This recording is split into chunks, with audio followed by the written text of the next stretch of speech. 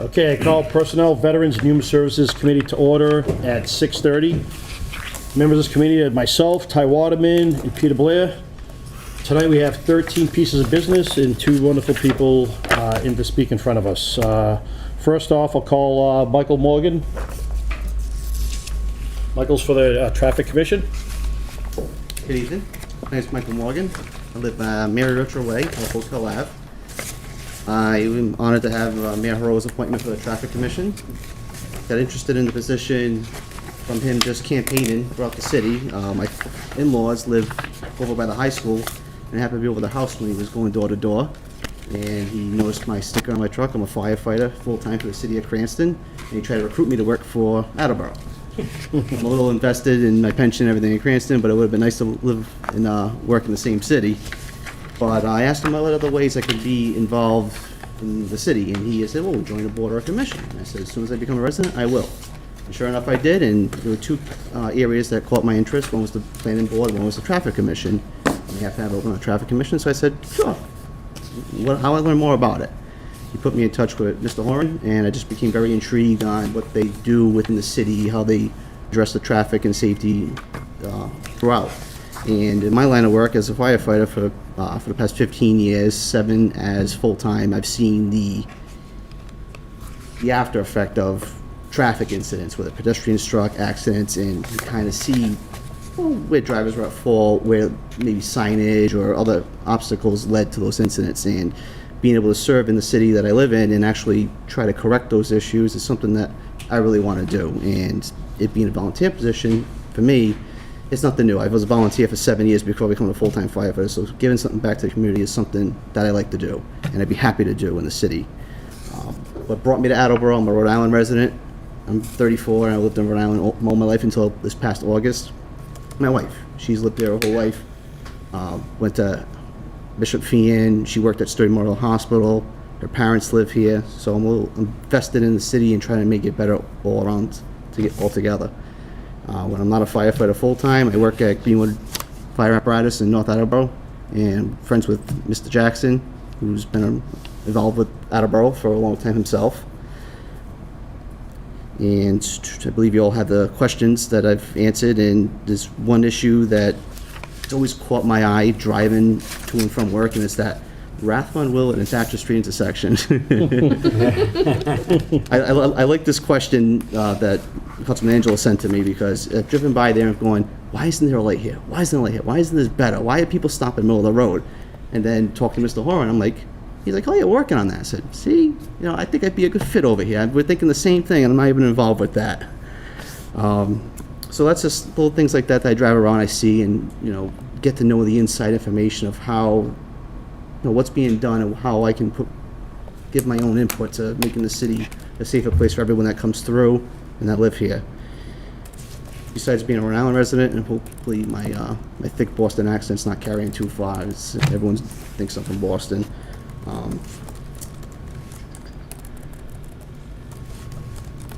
Yeah, I don't want to bore you with everything off my sheet tonight. Right, I know I've answered all the questions. If there's any questions the councilman have for me, Anybody have any clarifying questions? Since you live in, your wife a resident of Attleboro originally? Yes, her parents moved from New York to Attleboro, had their 2 kids. She went to St. John's, Bishop Feehan. After going to Mass College of Pharmacy, she got her first job at Sturdy Memorial Hospital for a couple of years. And we just built our house in the Stonefield Estates plat, closed in August. So Very good. I'm working on 6 months as an Attleboro Better resident. vested interest. Yes, sir. Any other? Mr. Waterman? Well, I very much appreciate your interest in this. As I go door to door campaigning, it probably is no surprise to you, but this is the #1 issue. Traffic, speeding, it's all, roads connected. It's what's most important to a whole lot of people. So I really appreciate it. And that's one of the things that Mr. Horan is just something to think about, is that Attleboro's running out of space. We're a cut-through community now for people to go to Norton, Mansfield, right through the highway, and that I see as a major traffic issue in the next decade. As we run out of space to expand our residents, these other towns with more forestry at building developments and apartment buildings, that's just going to increase the traffic flow from 95 down 123, 152, and et cetera. And I'd like to see different ways of easing the traffic through the city and keeping the speeds down. So one thing that I would recommend is spend a little time driving around in South Attleboro, because you'll see some various cut-throughs that people are using to try to avoid Route 1. But I'm guilty of using them, but not in a speeding way to go through Cumberland and such. But I'm sure people don't obey the signage, and they're just trying to get to wherever they want to get to as fast as they can. And you know, I've seen a lot of speed bumps being put out throughout the city, and in my opinion, what I've seen in my career is that a speed bump is just making people go faster from point A to point B of the speed bumps. You're slowing them down at the point of where you want them, but they're just speeding up between the next one. So different ways that the commission might have to address that, I'd be interested in learning, because the actual science behind traffic management is new to me, but just seeing where it has faulted, where it's been implemented, is something that I have experienced in my career, and I think that's where my input's going to be of value to the commission. Great, thank you. Anybody else have any clarifying questions? Seeing none? All right, Michael, well, appreciate your time. Thank you for having me. I'll be in touch with you. Sounds good. Thank you, Councilman. Thank you, everyone. Thank you. Have a good night. Delia. This is Delia Russell. Hello, everyone. My name is Delia Russell. I have been a resident of Attleboro for over 30 years. So my husband and I moved here just temporarily as a commuting city, but we've stayed a long time since then. So when we first moved here, we were right over on Olive Street near Capron Park, and we just fell in love with the park. Enjoyed it. We're over there a lot of the time. We eventually then purchased a house in South Attleboro. You were just talking about the driving through South Attleboro, and raised our kids here. So we've been involved with a lot of things through the city for a long time. Just in terms of background, in terms of involvement in the city, I was on the Attleboro Cultural Council, so trying to do things with the educational programs and cultural programs in the city. Working with the Hill Roberts School with our kids early on, just to get more involvement with programs with the kids at the school, and then coaching soccer. So again, fields. Was on a lot of them, appreciated a lot that was going on. But some of my background is I am work in the field of epidemiology and public health. So I have been doing that for over 30 years. And through the research that we've been doing, it's the project that I manage is called the Black Women's Health Study. So it's been going on for almost 30 years now, looking at rates of disease among African American women in the United States. And one thing that my husband teases me all the time, he said, so what are you finding? Exercise is good? And I said, yeah. Outdoor spaces are good? And I said, yes. But I think it needs to be promoted more and more, is the use of parks and outdoor facilities are just such a huge impact on the health of individuals in the community. So I think some of the things that the parks provide are these green spaces, outdoor activities, recreational activities at some of these parks, help to improve the health of the community. So I'd like to be a part of the Parks Commission to see what I can do to try to promote that. Let's see. I have, in terms of parks themselves, I've done some work with some other parks, working with cleanup and promotion of the parks. I'd like to do that more in Attleboro itself. My husband and I we've been in Attleboro this whole time, but he was working somewhere else, so I was in other locations a lot and experiencing it over there, but now I'd like to apply some of that work in the Attleboro area. And, one of your questions was, what do you see as some more specific things that you can do within the parks? And as I said, we were on Olive Street initially, and I loved going over to Capron Park, but I didn't go to it as much when I moved further away. And I am excited to start to do more there. Some of the things that are going on there I think are wonderful. So doing more promotion of what's going on at the park, at the zoo. It was great meeting with the head of the zoo recently just to see what their plans are going forward, and I'd love to be part of that to see what we can do to encourage more use of the zoo space. Yeah, and I guess more just promotion of the parks in general. And I think I might have mentioned this, but, you know, being more hands-on as well. I don't know, I'm just starting to learn more about this, speaking with Hans Schaefer and some of the members of the board, some of the cleanups that they do. I think that would be a great thing to encourage, is more community involvement in the cleanups. I think people are excited to get involved in things like that, so I'd like to see what I could do to help encourage more cleanups, whether they be trash or just after big storms, if there's help within the city that's needed of the community to help with branches down or other things like that. So I've covered a lot of areas right there, but I'm very interested in being part of the Parks Commission, so I'm happy to answer any questions that you might Anybody have. have any clarifying questions? Yes. President Delicio. Thank you. So, Julie, thanks for coming down. This has been great to hear your experience. I think you'd be a great fit. One of the questions I have is, so last October, we held the first wedding at the zoo. Yes. So what are your thoughts on those sort of programs, not just at the zoo, but at the different parks, in terms of, you know, different ways to generate revenue, or even, as you said, bring more awareness to the great parks we have across the city?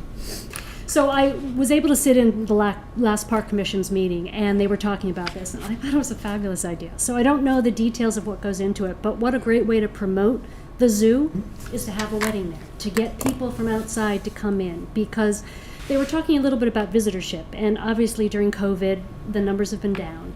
But this is a good way to let other people know that there is a zoo in Attleboro, that people from outside can see it. You know, there's a good sign when you're coming down 123, but you may not know about it otherwise. You know, a lot of people go over to La Salette for Christmas. Yeah. Is there some other things that can be done to get people to see the parks? Back in terms of weddings, I think it's a fabulous location and a great way of advertising the zoo and the parks, as well as getting some income into the parks, helping to promote. Awesome, thank you. Sure. Thanks for coming down. Any other? Councilor Waterman. Again, thank you very much for your interest. I think you'll be a great addition. Do you have any thoughts about Highland as we go forward? I've heard some stories and some ideas that people have about Highland. I need to find out a little bit more about what the plans are going forward. That's right. People were talking about having some events there as well. I think just with such an open space, I mean, I know a lot of people like hiking trails and walks, and you've got a nice location over at Highland, that maybe there's something that can be done there. Maybe there's some of these other events that are going on over at Capron Park that can now also be done at Highland, that you can incorporate both locations into it.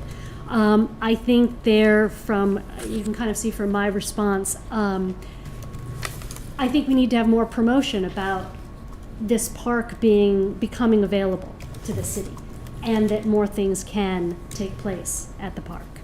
So I think it's a wide open door with a lot of possibilities. It really is. It really is. And I'd love to see us make more use of Highland. Yes. So, thank you.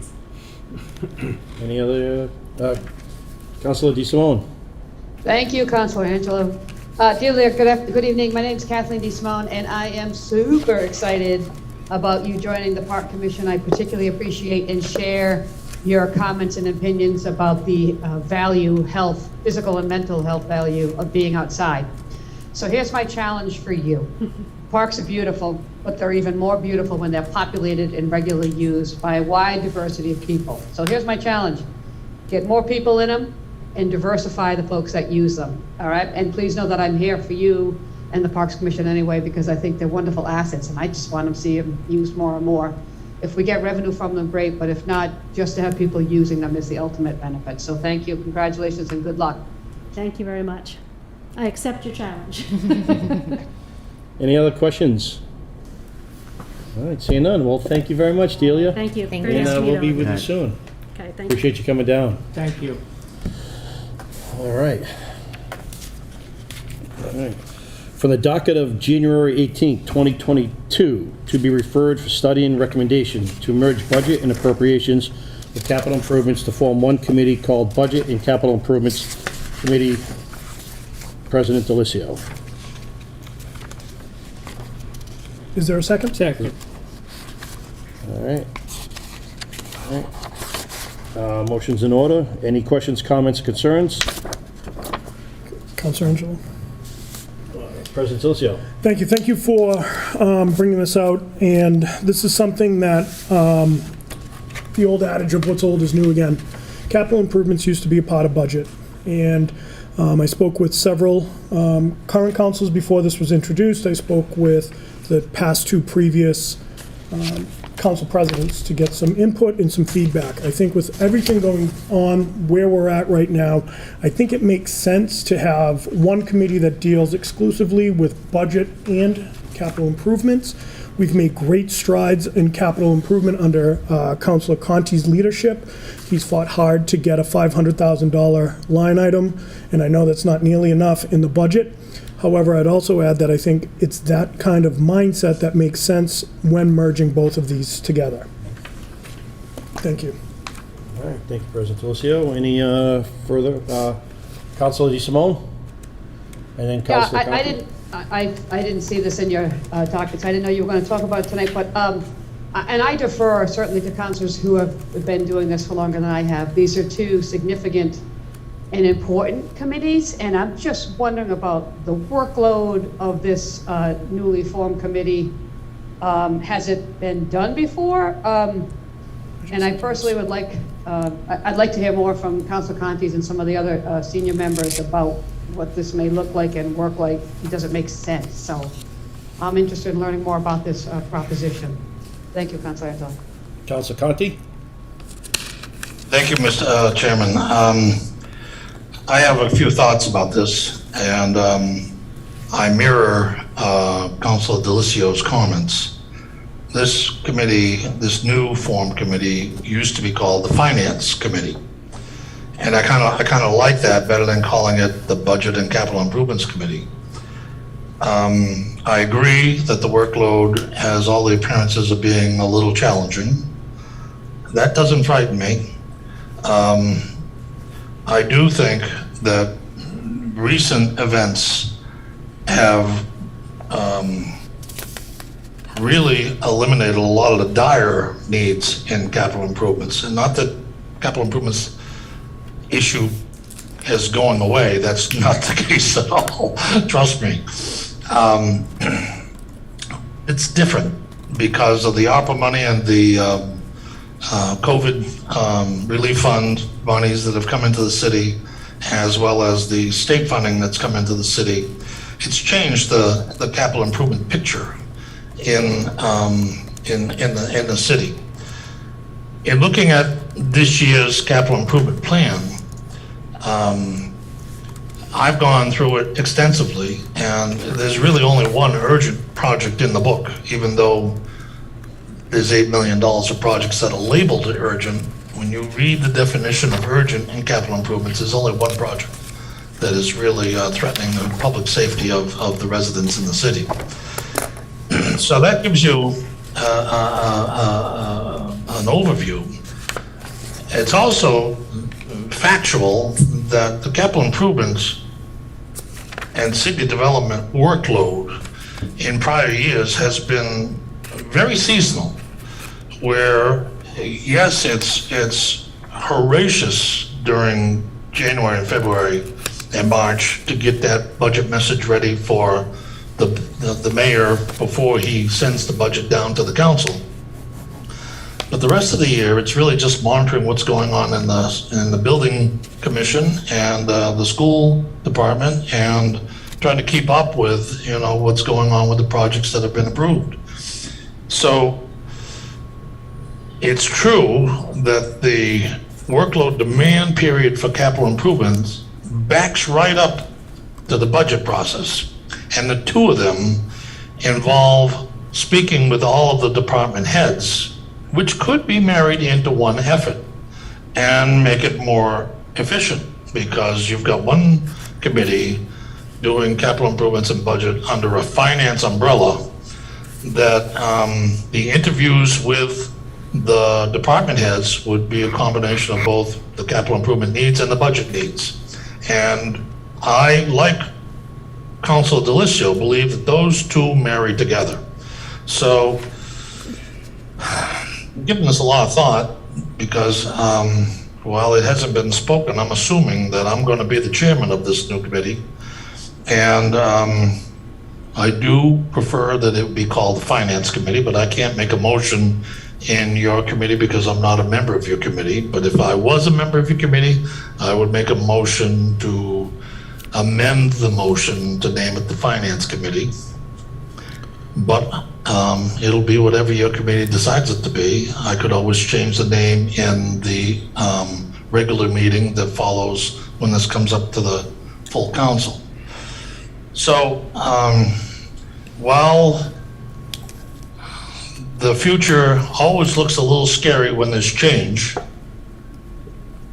I'm up for the challenge, and I think that it going back to the way it was might be a good idea. And if it isn't, I'll remind you that we can always undo whatever we do. So if it's not working out, we can split them up in the future. And that concludes my comments. Thank you, Councilor If I Conti. can follow. President Delicio. Thank you, through the chair, to Mr. Conti. Mr. Conti, thank you for your comments, and I agree. I think there's so much synergy, especially in this day and age, between capital improvements and the budget. You and I have worked closely over the last 4 to 6 years on both of these committees, and in my vision, yes, you are the chair of this, and it's logical. We know what you're going to bring to it. You have a familiarity. You served as vice chair, as well as third member, I believe. So I think this just makes sense given where we're going as a city, where we've come from. As far as the name of the committee, I have no preference, whether it's budget and capital improvements or finance. So if either we do it next week, or if Peter or Ty would like to make an amendment for that, I'm fine either way. But as you said, it's something that's been done before, and I think in government, what's old is new again, and we can always change we can always undo what's been changed. So thank you. Councilor Holmes. Thank you. So the two committees have been working together in the last few terms. I would say there's even been meetings that have gone together. So it just seems like it's been moving in this direction for, I'd say, the last 4 years at least. That concludes my comments. Thank you. President Delicio, how do you... So two real, just housekeeping things. So one, when we're going to want to just change the motion from the docket of January 18th, 2022. So whoever gave you a second would need to rescind it. So you can say, I move to merge, as opposed to be referred for study and recommendation. So whoever had the second, if you could. You got a second, Peter, right? Yes. Yes. So you want, Okay. you're going to rescind it? Yeah. Yeah, Okay, so now just reread that, and you'll do the same for the next motion as well. So I'm going to reread it as to merge budget capital improvements to... I entertain a finance. motion to merge. Yeah, okay. For the docket of January 18th, 2022, to be referred for study and recommendation. Nope, you don't need the, for study and recommendation. Just from the docket of January 18th, I entertain a motion to merge budget and appropriations. All right, from the docket of January 18th, I entertain a 2022, motion. I entertain a motion to merge budget and appropriations with capital improvements to form one committee called Finance. Budget, you'll have to read it as read, get the second, and then you can entertain the discussion if there's an amendment to change it. All right. From the docket of January 18th, 2022, to be referred for study and recommendation to merge budget and appropriation with capital improvements to form one committee called Budget and Capital Improvements. Nope, so, Nope. nope, Sorry. you just want to, and replace to be referred for study and recommendation with I entertain a motion to merge budget and appropriations. So you've done that part right. It's Yeah. just, so it'll be, I entertain from the docket of January 18th, Need 2022. an amendment to change it to finance at this time? Well, we'll need that. We need to get the motion in order first. So, so Mike, can I see your paper? Yeah. Sorry. No, no worries. I don't know.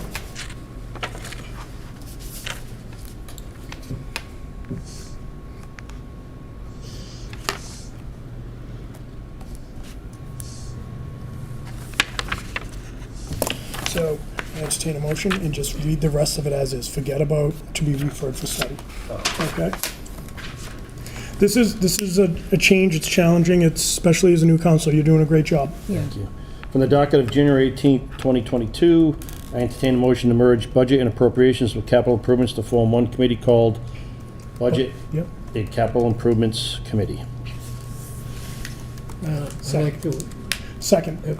second, And now you can make your amendment.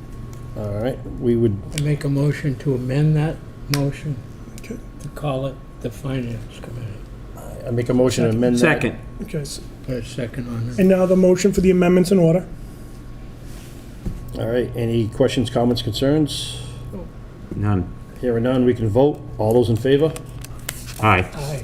Aye. Okay, so now that's the amended motion. So now you're going to want to vote on the motion as amended. Okay, So now you're going to read it just the same way you just did, but instead of budget and capital improvements, you'll say finance. finance, all right. All right, from the docket of January 18th, 2022, I entertain a motion to merge budget and appropriations with capital improvements to form one committee called Finance. Second. All right. Any questions, comments? Counselor Angela, if I may? Councilor DeSimone? Yes, so I have a procedural question. Inasmuch as amendments to council rules is an issue that is in fact in the ordinance committee, how is this going to occur procedurally? How was the spelling gonna? What, No, I mean, the actual items that go in the ordinance are proposed amendments to the council rules and procedures. So it seems to me that under our own rules, this needs to be taken out of your committee and put into ordinances if we're to follow the rules as they currently Councilor Angelo? stand. President Delicio. Thank you for the question, Councilor DeSimone. I've done my research on this. As president, I do have leeway to put business where I deem fit, especially given when I looked at where it would go, whether it was going to be in ordinances or to personnel. You had several pieces. I believe it was upwards of 12 to 13 pieces in your committee. I did my research. I reached out to the past two former presidents who said this is not uncommon. It is a past practice. It is something that the president has the leeway to do in order to relieve workload. And I believe the way it has always been read and interpreted is may, not must. Well, it just says items that go respectfully. I simply asked. Right, but it because doesn't that's how say the rules must. are. So my decision No, it as doesn't. president is that it's going to stay here. Thank you. Thank you, President Delicio. Councilor Blair? In my previous 22 years here, that originally was a Finance Committee. And the reason I believe that we split it was there was an overload in that committee. And we were trying to move some of the business out so the council could function much smoother. It was an awful lot of work for the finance chair. So hopefully we can, things have changed an awful lot since I come on. So this is going back to something I saw that worked, but it was an overload at one time. Any, thank you, Councilor Blair. Any other questions, concerns, comments? Yes. Councilor Waterman? I like changing it to finance. To me, capital improvements is looking towards the future and how we can fix things. And it requires a vision, and it requires the finances. Budget is handling what's right in front of us on an annual basis. And we need to be both looking towards the future and handling what's in front of us. And I think by calling a finance committee, maybe that'll keep it more neutral, and we'll do both of these actions. All right, thank you, Councilor Waterman. Well stated. Any other questions, comments, concerns? Okay, hearing none, we can vote. All those in favor? Aye. Aye. All right, Motion passed. motion passes. All right. All right, from the docket of January 18th, 2022, to be referred for No, study. I entertain a motion. From the docket of January 18th, 2022, I entertain a motion to be referred. No, forget the referred to. So it's from the docket of January 18th. I entertain, it's just the same way as you read it before. Oh, okay. Okay, so just replace to be referred for to citing refer, sorry. recommendations. The docket of January 18th, 2022, I entertain a motion to add a new committee called IT and Infrastructure Committee. Second. Second, motion is in order. Any questions, comments, or concerns? Counselor Angelo? Behind you. President Delicio. Thank you. So this went with a lot of thought and research, again, looking at some of the business that's come down over the course of the last really 24 months throughout the course of the pandemic, and how much IT and infrastructure has changed. There's been several pieces of business in front of the council that has to do with hardware, software, servers, replacing computers, replacing monitors. And I think that just given the landscape that we're in, where we're voting and moving towards merging the two finance committees, we now have an opening. I think it makes sense for an IT and infrastructure, and this would leave Councilor Kobus, who has expertise in the field, to be that chair. It wouldn't be to impede upon the operation of the administration. However, it would be for when business comes down that has to do with, maybe it's the IT network, the switch, different business that's introduced by this council relating to IT and infrastructure, that it would go into this committee. I think it's a sign of the times. Thank you, President Delicio. Any other comments, concerns? Seeing none. All those in favor? Aye. Aye. Aye. Motion passes. Okay, from the docket of February 15th, 2022, I entertain a motion to accept the donation of $360 in food gift cards from the home instead to the Council on Aging. Second. All right, motion's in order. Any questions, comments, concerns?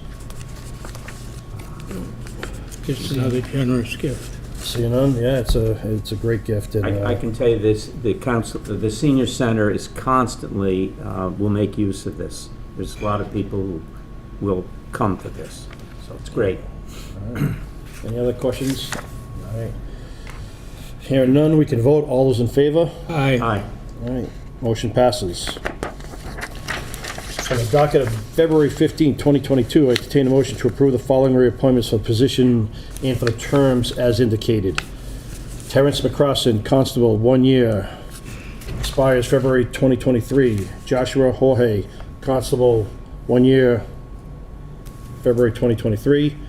Laurie Sawyer, Council on Human Rights. Stephanie Gray, Council on Human Rights, 3-year terms, February 2025. Cynthia Van Voris, Disability Commission. Mary Flaherty, Disability Commission, for 3 years, February 2025. Second. Motion's in order. Any comments, concerns? Hearing none? None.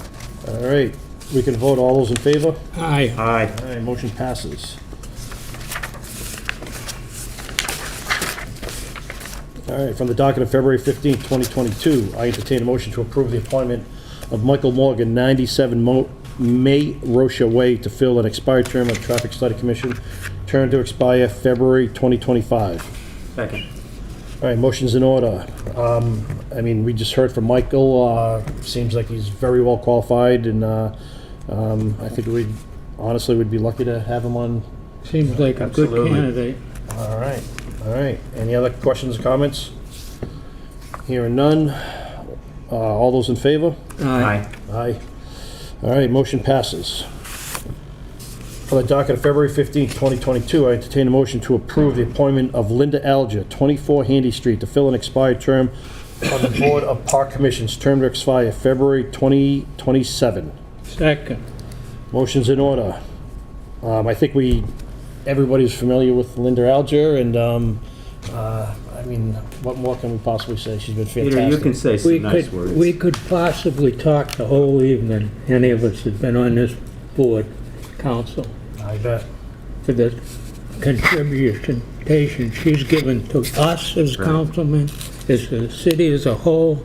There's never a fundraiser out there that she doesn't participate in or run.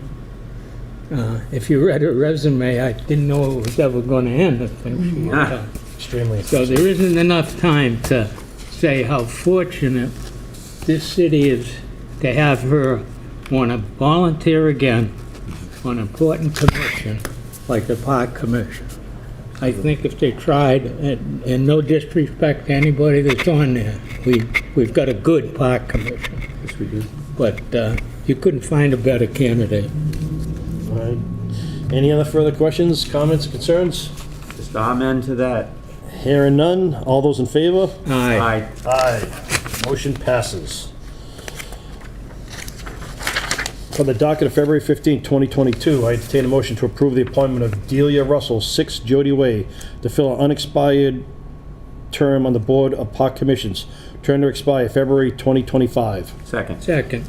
Motion's in order. I mean, we just listened to Delia. I think she's fantastic. I think she's going to bring a lot to the committee. I mean, looks like she's really on top of everything. I hate to bring Linda over in, but they sound like two peas in a pod, Yeah, so I think yeah. that'll work out well. I agree. Any other comments, concerns, questions? No, she'd be fine. Hearing none. All those in favor? Aye. Aye. Motion passes. For the docket of February 15, 2022, I entertain a motion to approve expending funds in any future grant amendments by the Culture Council regarding the award of $32,200 from the Massachusetts Cultural Council. Second. Second. Yeah. Motion's in order. This is a great thing. The Cultural Council, Massachusetts Cultural Council's award. I mean, that just doesn't come around all the time. It's just, I think this is great. So, any other questions, comments, concerns? Okay, hearing none. All right. All those in favor? Aye. All right, motion passes. From the docket of February 15th, 2022, I entertain a motion to approve expending of funds in any future grant amendments pertaining to the Bristol Elder Service Grant of $18,884.57 received by the Council on Aging. Additionally, request a transfer of $3,332.57 from 1124100-578-300 citywide reserve fund for transfer to account 1124100-599 200 citywide transfer to grant, and further transfer $3,332.57 to account 233-8L4-499700 Bristol Elder Council on Aging Outreach Municipal Distribution for the non-federal match required by the city. Second. Motion's in order. This is another great opportunity, and they'll be working on certainly getting more grants like this, and talking to Melissa Tucker, she's very excited about this. So any other questions, comments, or concerns? Behind you. President Delicio. Thank you, Councilor Angelo. Thanks for bringing both of these, and this one and the next one, forward. What's really important to note is that the Council on Aging is so dependent upon these grants for staffing, for programming, for activities, for some of the support that helps the seniors, which is certainly our fastest growing population in this community. So when we're voting these out, I think it's important to note that. Thank you. Thank you, President Delicio. Any other questions? Just concerns? that this will be for outreach, and outreach could mean almost anything. People who call in with housing needs, with food needs, with heating needs, or just emotional needs, and this is what helps. All right. All right. Any other questions, comments, concerns? No. All right. Hearing none. All those in favor? Aye. Aye. Motion passes.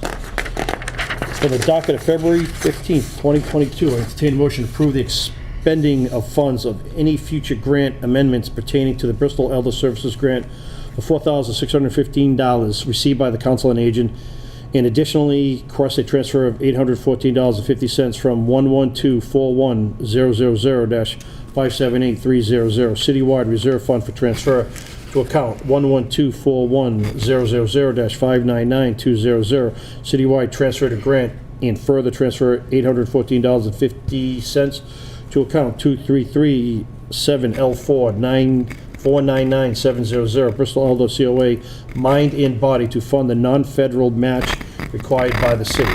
Second. Motion's in order. It's another grant that's Council on Aging. It's going to be great for them. Melissa is excited about this as well too, and I know they're going to be working on this year to year to continue to get grants. Any questions, comments, concerns?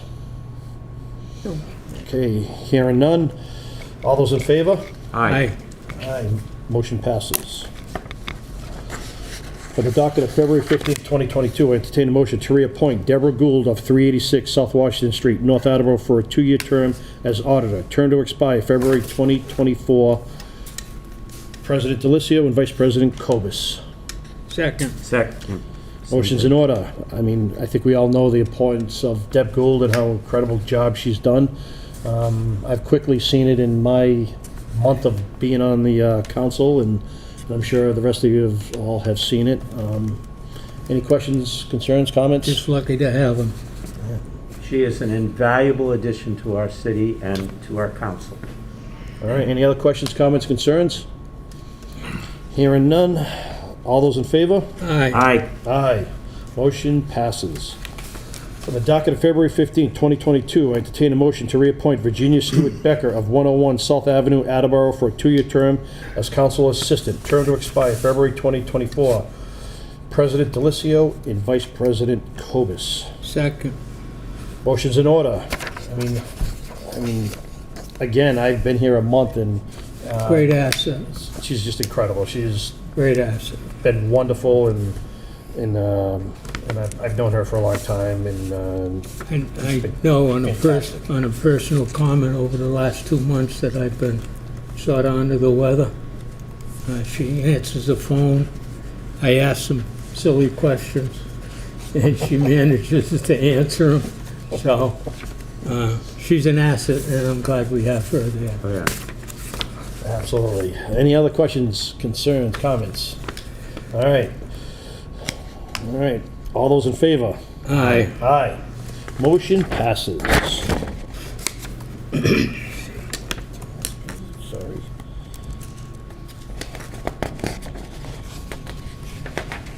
All right. That concludes the business for the personal veterans and human. Excuse me, Councilor Angelo, before you adjourn, if I could just talk about Bill Beardwood real quick? Yes, Just give sir. everyone an update. So thank you, Councilor DeSimone, Councilor Dolan, thank you for also reaching out regarding Bill Beardwood. And for those who don't know, the situation is Mr. Beardwood came down at the very end of last term in the whole new changing of the terms. The charter does point out that there's a 45-day appointment process, so they have to be appointed within 45 days.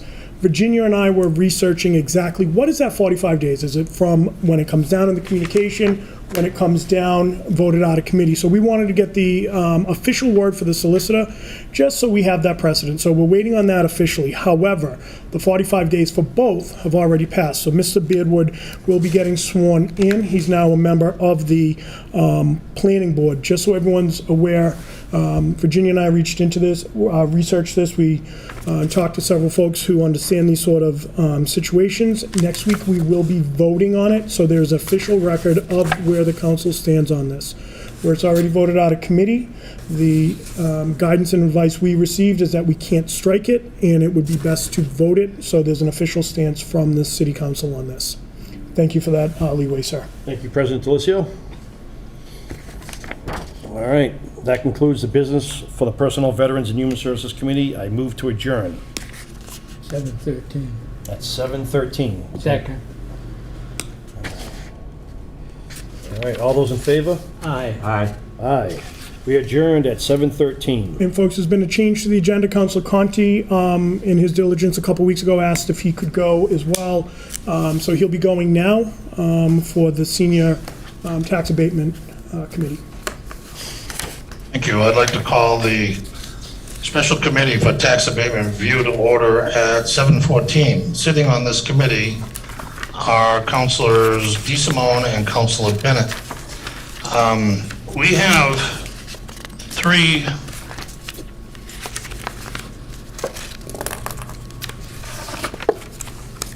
six motions in the committee, and there's some redundancy between the first motion and the last motion that's in your docket.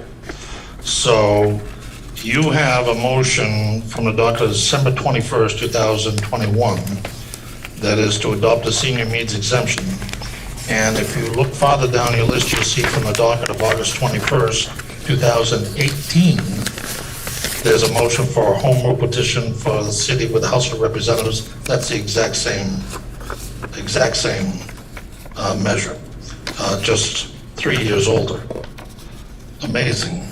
Amazing how time flies when you're in government. So, tonight, if I could, council committee members and the councilors, I want to have a general discussion with the city assessor about what these different measures in front of the tax abatement committee mean in terms of dollars and cents and the number of people that are affected by them. So I've asked Julie to prepare some data for us so that we could look at three things. We could look at what would happen if we were to move the dollar exemption from the $600 that it currently is to not only the $700 that was suggested in 2018, but perhaps to $1,000. Secondly, I asked her to look at what happens to the exemption if we move it from age 70 down to age 65. And then thirdly, I asked her if she would prepare some background on the means tested exemption and what numbers are involved in that for the city. So Julie has been going at it, and this is a difficult time of the year to be asking all these questions. Trust me, I know this. We're both going nuts. But we have had a chance to talk back and forth quickly, and I'm just going to turn over the floor to Julie and let her make a presentation to the committee. And if you have questions, you don't need to come through the chair to ask her questions. You can just ask her questions directly. And with that, Julie, you have the floor. Okay, thank you very much. Happy to be here. Hopefully I have the information that you're looking for, and of course, if there's anything that I need to get back to anybody on, I'm happy to run any kind of numbers for you and get back to you. Having said that, what I did do is, first of all, I took the number of average participants that we have now on the Senior Clause 41C. The average number of people that we grant that to is about 120 people a year. So at the current $600 that we give, that's $72,000 per year. If we were to raise that exemption to $700, that would be about an additional $12,000 per year that we would need to add to the overlay that would be obviously passed on to these people. At $1,000 per exemption, at 120 exemptions, the amount would be $120,000 that we would end up giving, which is an increase of $48,000 total for the year. And then said, okay, if we decrease the age to 65, and these are very hard to estimate how many people are actually going to apply and qualify by lowering the age. I estimated that 180 people would end up qualifying, keeping in mind that the income limits are very low for Clause 41C. The income limits for a single person, it's $25,191 per year that you can earn. That's your gross receipts. For a couple, it's $37,787. So the income limits are very low.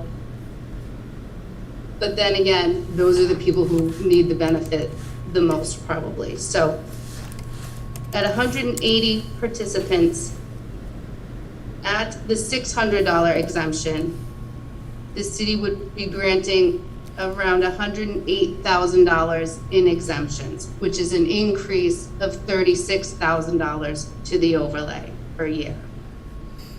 If we did both, if we lowered it to 65 and increased the exemption to $1,000, 180 participants at $1,000 is $180,000, which is an increase of $108,000 to the overlay.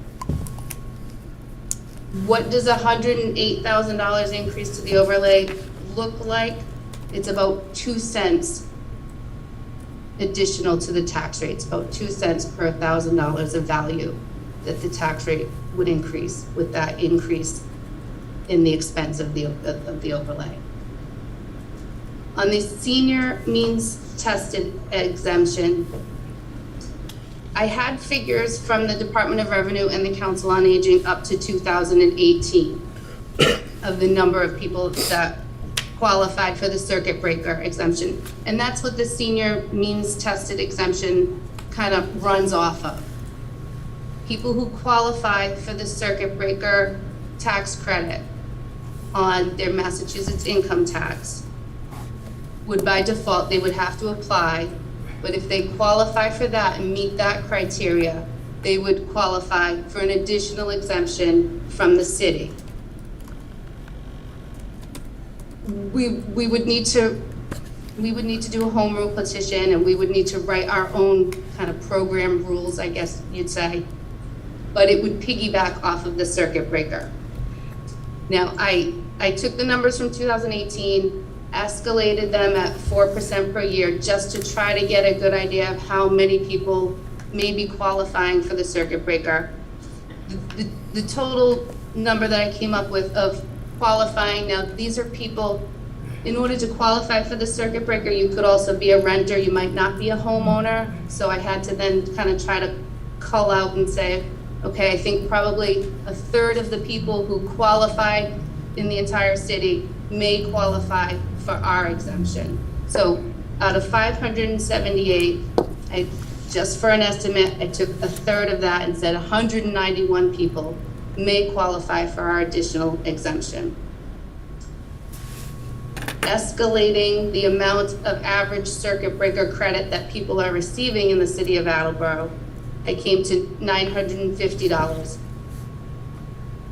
As it was presented originally, we said, okay, the city will give you a match of 75% of what you qualify for your circuit breaker credit. Taking the 75% of the $950, that's $712.50. At 191 people, that comes out to $135,902.25. Now, the way the senior means tested exemption works is it's not paid out of the overlay, but it's spread out over the residential class. So that $135,000 now gets bulked in and redistributed through the residential class. When I ran those numbers, it came out to about a 3 cent per 1,000 increase to the residential tax rate. I hope I was able to explain that right. I know it's a lot. It was a lot coming at you.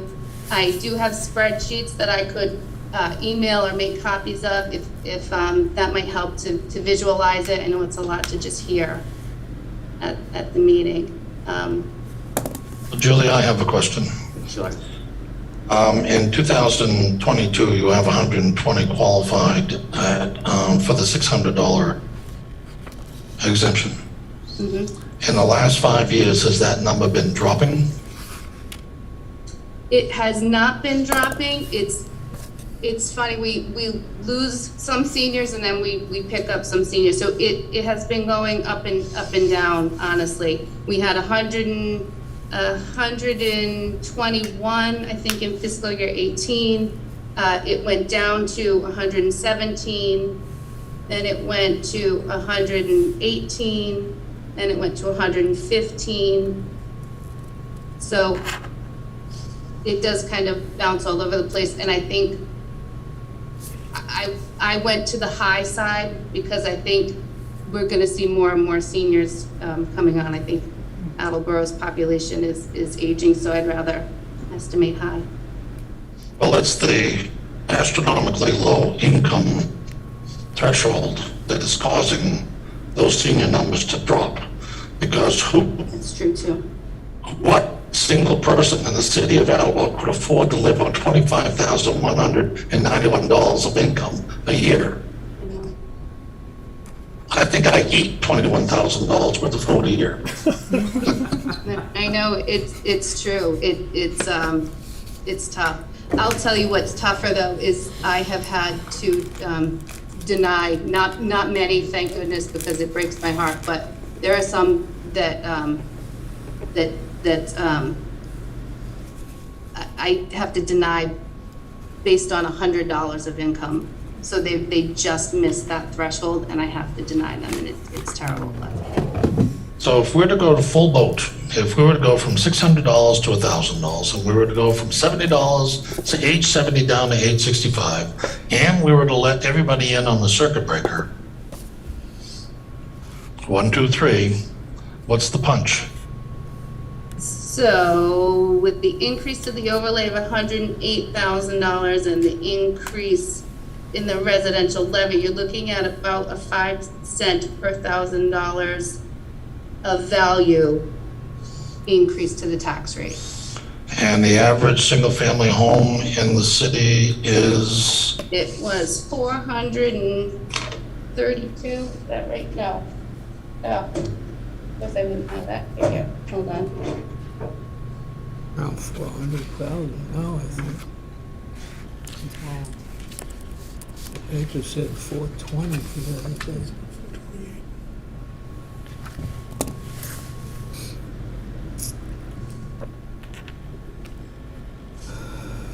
332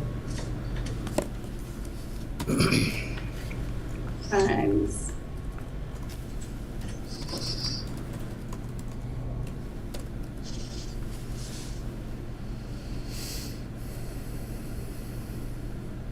$16, is that correct? $16.60, yes. Okay. Get all nerve now. $16.60. So I think that lays this down pretty clear, Julie, and thank you for your work. The numbers are much lower than I expected, maybe because I come from a bigger city. And I want to know, do any of my committee members have any questions for Julie? Kathleen? Yes, thank you. Julie, thanks for coming, and thank you for your help drafting the petition that is before the council on the senior means tested. You spent a lot of time with me on that, thank you. In regard to the income requirements, the 25,000 and the 37, any indications that the state is going to evaluate those, and if they do increase them, as would seem warranted, we would then have to go back and recalculate and adjust these numbers perhaps? Like, how does that work?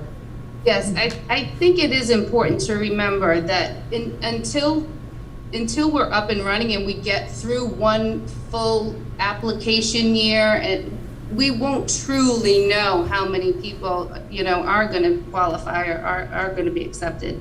I haven't heard anything about the state looking into raising these income limits.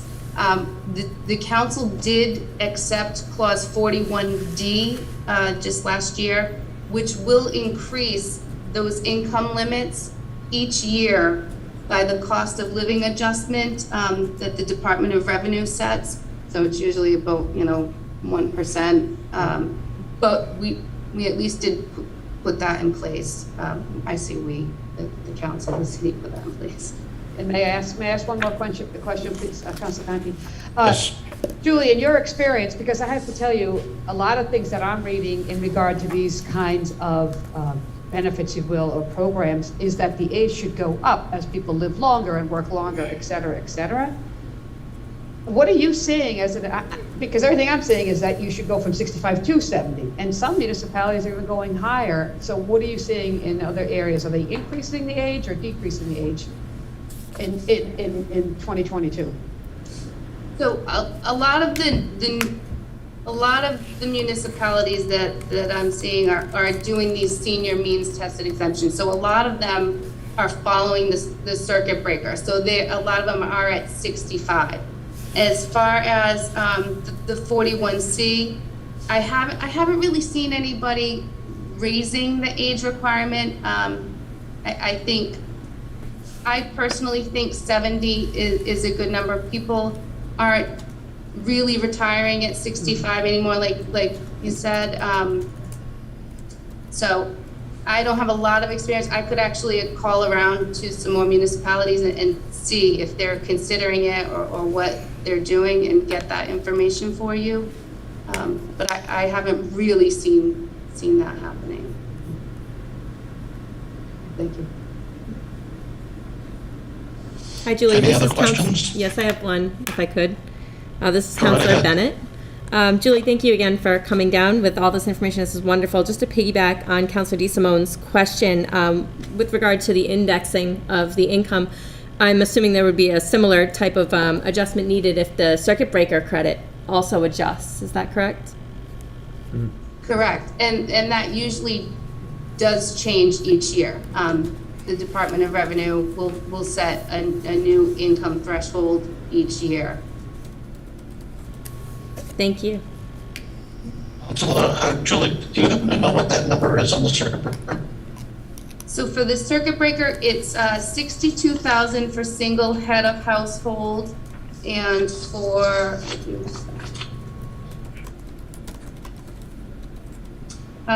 78,000 for a head of household, 93,000 for married couples filing a joint return.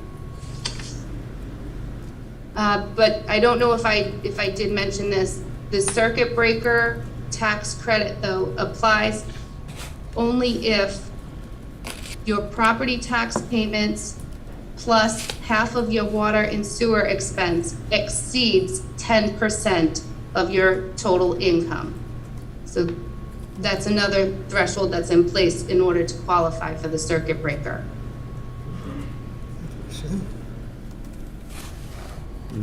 Hefty figure. And there's also an assessed home value maximum. It's $884,000, which we have some, but not a lot. Sure. I've seen this. Other people. I'm sorry. Rick, your audio's a little messed up. Yeah. I'm sorry, can you hear me? Oh, that's Much much better. better. Okay. The houses in Attleboro valued above $800,000 are few and probably not likely owned by people who are applying for circuit breakers. Right. Right. Any other questions for Julie while she's here? Seeing none, Julie, thank you so much.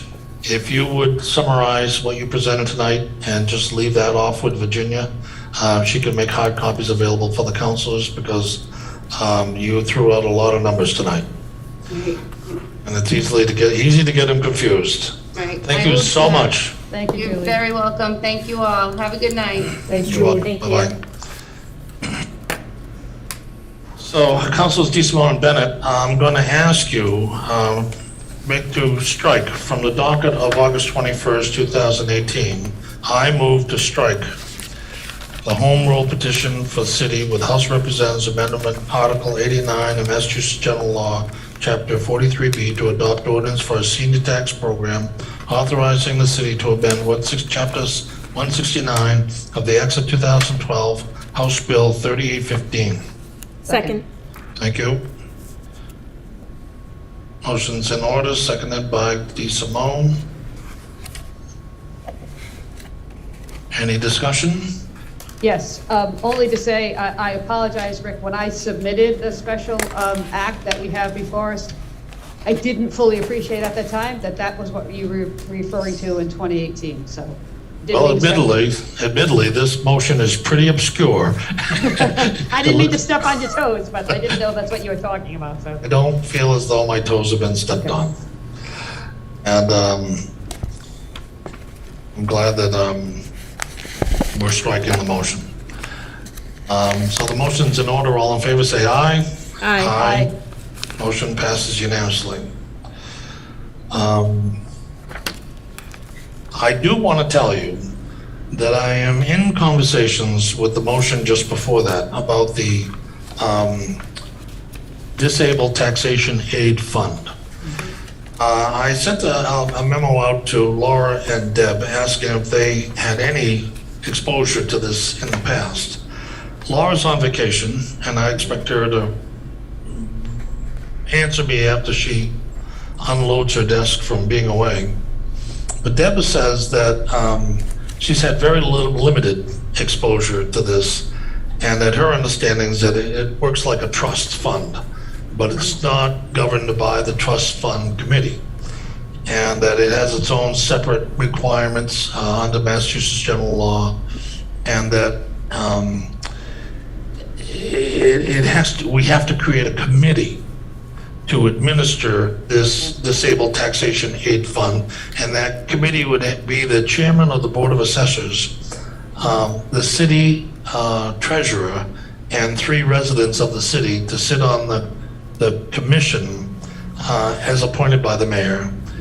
And the board would adopt the rules and regulations to administer the Disabled Taxation Aid Fund. So, more work needs to be done on this particular measure, but I want to keep you up to date on what I learned, and to let you know that I'll keep pursuing this going forward. Additionally, yes. If I may, my apologies. I too was on the same line in December. I had reached out to Julie. I don't know if you reached out to Julie about this question, but I have an email from her about that if you would like me to. Please do. Okay. On another subject, the tax freeze program. I'm going to have to ask the Mr. President of the council to give me access to the city solicitor, because I could not find a city in Massachusetts that has adopted a tax freeze program, and I think that it's against the Massachusetts Constitution to do so. So that one might be dead on arrival, based on the limited research that I've been able to complete so far. So I'm going to try to get a memo off to the city solicitor on that one. And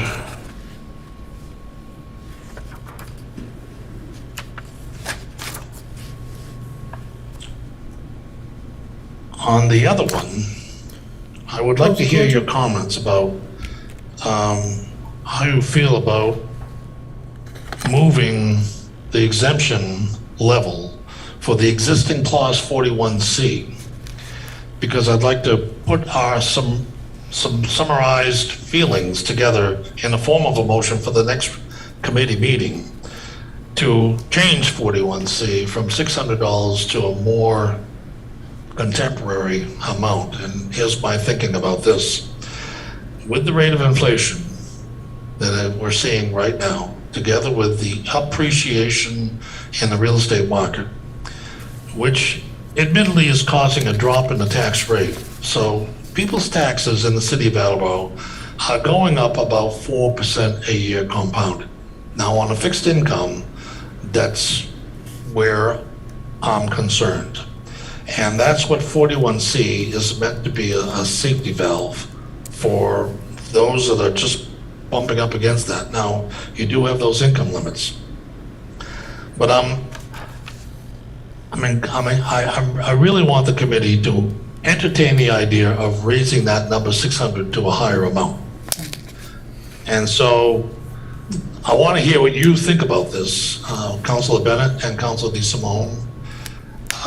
What is your thinking on this? So if I could start, I'm looking at the last increase appears to have been enacted in 2019, if I'm not mistaken. So that went into effect at the beginning of fiscal year 2019. Is that correct? That would be fiscal year 2020. 2020 it went into effect. So we are now in 2022. So that's an increase of $700. I could see, that's a reasonable amount. I don't know what went into coming up with the 600 at the time. I think that information would be helpful. I'm not sure what it was prior to that either. An increase to 1,000, I feel like that makes more sense now based on what we're seeing. but I don't know, I guess the factors that I'm missing is why the original 700 is being proposed, or why that number was looked at, and where the 600 came from previously. And if we have a history of increasing it a certain amount or indexing it against something else, I think that would be helpful to have. To my knowledge, Councilor Bennett, it hasn't been indexed to anything. It has been the whim of the council to address this issue and assemble a majority to be able to change it. So, I also don't think that the pressures on fixed income people trying to hang on to their houses was as challenging in 2010, 11, 12, 13, 14, 15 as it is in 2022 and what looks like it's going to be in 2023. Now, I will admit to the both of you that Rick, your audio's off again. Adjust your cord there. Forgive the interruption. I'm sorry, I haven't changed anything, but for some reason, yeah, I'm getting a lot of static tonight. I was going to say that my passion for this particular measure comes from being the chief assessor in the city of Taunton, because when seniors are pushed to the edge and have reached their limit to the point where they are unstable, they come right to the chief assessor. And as much as the chief assessor in Attleboro or in Taunton or in any other city and town of Massachusetts tries to reassure them and calm them down, they still go right on to the mayor or the board of selectmen. It's a desperate situation for the very, very few that are in trouble. So my feeling is that the $600 is inadequate. That 120 seniors that we have that qualify for the program in the city, to move that measure to $1,000, which is a big jump, at a cost of $120,000 to the overlay. That's a big amount of money, $48,000 more than we're currently spending. But it is a huge measure of support for a very small group. And it's that very small group that I have the most, that I'm paying the most attention to. I'm less worried about a married couple with $93,000 of income. I'm less concerned about a single person with $62,000 of annual income. I also like the fact that this 41C puts in place an asset limit. You can't own $1 million of Amazon stock and qualify for a 41C exemption. You can't have assets outside of your home. So of all the measures that are in front of this committee, this is the one that I'm paying closest attention to and have the deepest passion to make a change. And I want to know if I'm going to get any resistance. Councilor DeSimone. Thank you, Chair Conti. I agree with Councilor Bennett's comments. And I appreciate your concerns and your expertise, certainly as an assessor, and your sense of fairness in doing what's right. But I too think I would like a calculus by which this number is determined. And then I'm wondering if in that same vein, do we incorporate some kind of mechanism where it adjusts? So it's not just subject to whims in politics, if you will, as to when and if this gets adjusted. That was my first concern. And my second concern, the reason I'm not just jumping is because, the money goes from one hand to the other hand. So what we take off the backs of one group, even though it's a small amount, is going to be put on the backs of different groups, which is the other taxpayer. So I want to be mindful of all parties involved in this question with due empathy towards the group that you're talking about, but acknowledging, as I think we're required to do, that there's not more money in the pot, right? We're moving it around. So I want to be mindful and respectful of that as well. So I generally support it, but I'm do we come and ground that number in something? And do we build in a mechanism by which we have to reevaluate it annually or every 2 years, or it adjusts on its own? I don't know. Have you seen that done, Council Conti, in your experience? Well, Council DeSimone, there you go, applying some intelligence to an ordinance. I just don't get it. I'm sorry. I think your comments are brilliant. And indexing 41C makes a hell of a lot of sense, and I don't know a single community in Massachusetts that's doing it. And I talk to assessors every week. I talked to 7 of them today. I would love to be the first. But it's going to cause a delay because we're going to have to do some work. And I'm willing to do that. So, and I'll tell you where you said something that really struck a chord. You got 120 people that are in this class right now. That 121st person is just out the door. And to take his or her taxes up another nickel, $1,000, $16 is $16 they don't have. And that's a point well taken, because they're the ones that are going to feel it the most. We'll let that go at that. So I'm going to let the numbers that Julie exposed tonight sit with the councils and let it age a little bit before we take these out.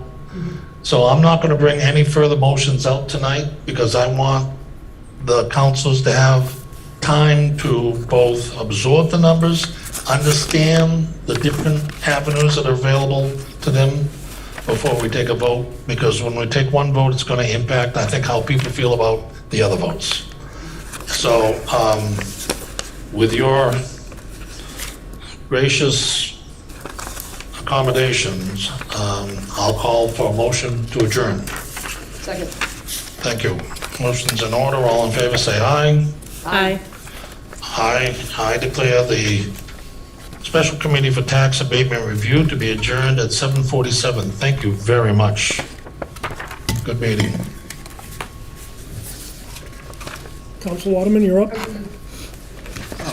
I'm sorry, am I next, President? Council Waterman, Oh, excuse me, thank you. you're welcome. Won't take long. The License Committee has no business tonight. We'll meet at the next appropriate time. So you're canceling? Canceling. Very good. Okay, Laura. Thank you. So I'd like to call the Public Works Committee to order at 7:48. So I don't know if I'm bringing these motions out. I wanted to discuss them with my committee and anybody else that would have any comments. This is just the 2 items that were new business that were submitted last week. Would you like me to read them, or has everybody read them? Any comments on that? I know what they are, I don't think you have to read them. That's fine. Okay. Council Blair, did you say something? No, I said that's fine. I've been basically absent for a while, so you're on your own. Well, I want your input if you have any, so if you'd like me to read them, I'd be happy to. That's fine. Point of order, Councilor Dolan, just as a reminder, this was also referred to the administration as well. Okay. Is there something that that you want to tell me? Well, just where it's Specific? already with the administration and this is an administrative function, we referred it to Public Works more as an FYI in case anything came down from the administration. It's already placed in a committee. I think what may make sense is to recognize Council Reynolds to get her thoughts on these. But it's your committee, you do as you'd like. If I might, Counselor. Sure. Yeah. So, I'd like to, I understand what you're saying, President Delicio, but I would also like to hear what Counselor Dolan is thinking. because obviously we know that it's something that the administration would have to agree or disagree with as well, but I think Councilor Dolan has looked into it as well and has some thoughts that she'd like to let us hear about. So I'm all right with that.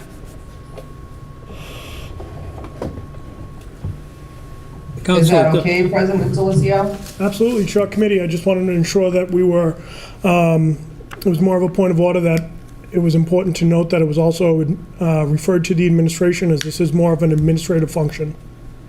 Right, and thank you for that. So basically, you just said my comments for me. I did look into it, and I believe this is more of an administrative function as well.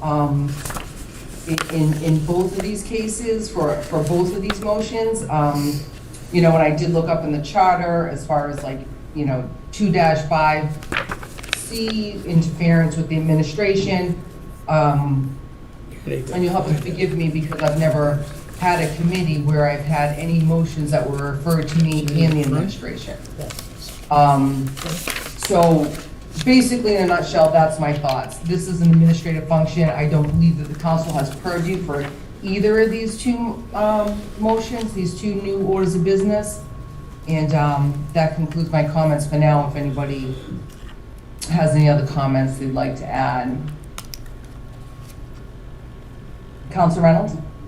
So I understand where we're coming from here, and I'm all good with that as well. So we'll wait to see what the administration does. But at one time, the city councilors were involved in the meetings in regards to what was going on as far as road repairs, DPW, sidewalk repairs, things like that. And I mean, I believe it was during Judy Robbins' time, but I couldn't tell you why it got switched and it's not there any longer. So, you know, however it falls, wherever it may fall, you know, that's where it goes. But I do think that people or city councilors, whether you're a ward councilor or an at-large councilor, should feel free to have a conversation with the DPW when these things are coming up or when it's time to start doing these types of road repairs and get your input out there prior to it happening so that, you know, you give the superintendent a chance to know what you're feeling and how you're feeling and maybe do the same, you know, CC to the administration as well. And we'll see how this plays out as it goes along. Thank you. That's all I have to say. President Delicio?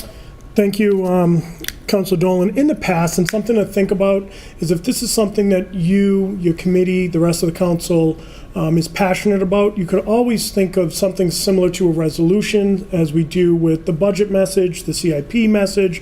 This way here, we're sending a uniformed message to the administration on the record that this is where, or an ask of the council. It really comes down to what you and your committee ultimately want to do and what you want to bring in front of the council. I think that's one way that you could address this if so warranted. Thank you, President Delicio. Councilor Blair, did you have your hand up? Yeah, I don't, if I may talk to Sarah about this. Sure. What your intention is, I really don't know, Sarah, and I'm just out in left field on this, because Okay, so over my tenure here, I've always been able to contact the superintendent in charge, requesting stuff to be done, or ask why. I think that that's true, Peter. I think that sometimes some of the information that I've received is that others feel that they didn't realize what was happening until after it happened. And so maybe it's just some more communication between DPW and the administration to the city council, that these are the items that are being handled and when they're being handled, so we have an upfront knowledge and then don't see it after the effect. So So what you'd like to see is a list of upcoming projects before they start? I think that when the projects are approved at the administrative level, that the council should be able to know that they're happening so that the city councilors know what is going on in their own ward, yes. Sounds like, So sounds like a great undertaking, Sarah. Go ahead, I'm sorry. I'm sorry, I didn't mean to interrupt you, Council Blair. No, you're fine. No, it is quite an undertaking, and I do intend on speaking with Mike Tyler if they have any type of, street repair program, like if they have some type of info, some type of list that they generate of, almost like a capital improvements type bullet, list or whatever. But I think, like for instance, I remember Mike Tyler contacting me and saying, hey, just to let you know, we're paving Maple Street Thursday. So he did give me a heads up, and obviously when they need an appropriation or whatever, we're aware of that. I just don't think it's something that the council would really have a seat at the table to make decisions on repairs or stuff like that. I mean, that's really an administrative function, in my opinion. Councilor Angela, do you have your hand up? Yes, I do. Thank you, Sorry, I can't see well. Dolan. I support whatever measure it's going to take to get that information, because the councils are being reached out on a regular basis on this is an issue, that's an issue, and we kind of know what is going on in our own councils, or our own wards, I should say. So I'm not sure how to achieve that, but if we could have that communication, I think I would certainly support that, and I think that would be important. Right, and I agree with that, and Mike, before, Superintendent Tyler, even before I was on this committee, I was always able to reach out to him on anything that's going on. So if you have any constituent concerns, stuff like that, he's extremely accessible, via text, phone call. So, just the way these are written, it just seems like an administrative function, and we always have access to Mike. We can always bring him in front of us and ask him any questions that we might have for him. Councilor DeSimone, and then Yes. Councilor Reynolds. Thank you, Councilor Dolan. I appreciate your concerns about impeding on the executive functions. I agree that as currently written, it does that. But I believe that we can certainly always ask for reports from the department heads. And it may be that we ask Mike Tyler, who, again, I find him to be very receptive and responsive. But it may be that periodically you ask him to come down for this kind of information and updates. That we can do. That's not impeding on the executive function to ask the department heads to report to the council, as long as it's fair and, the request is not unreasonable, short notice, et cetera, et cetera. I think that's not, that's not an unfair request. Absolutely. Councilor Reynolds?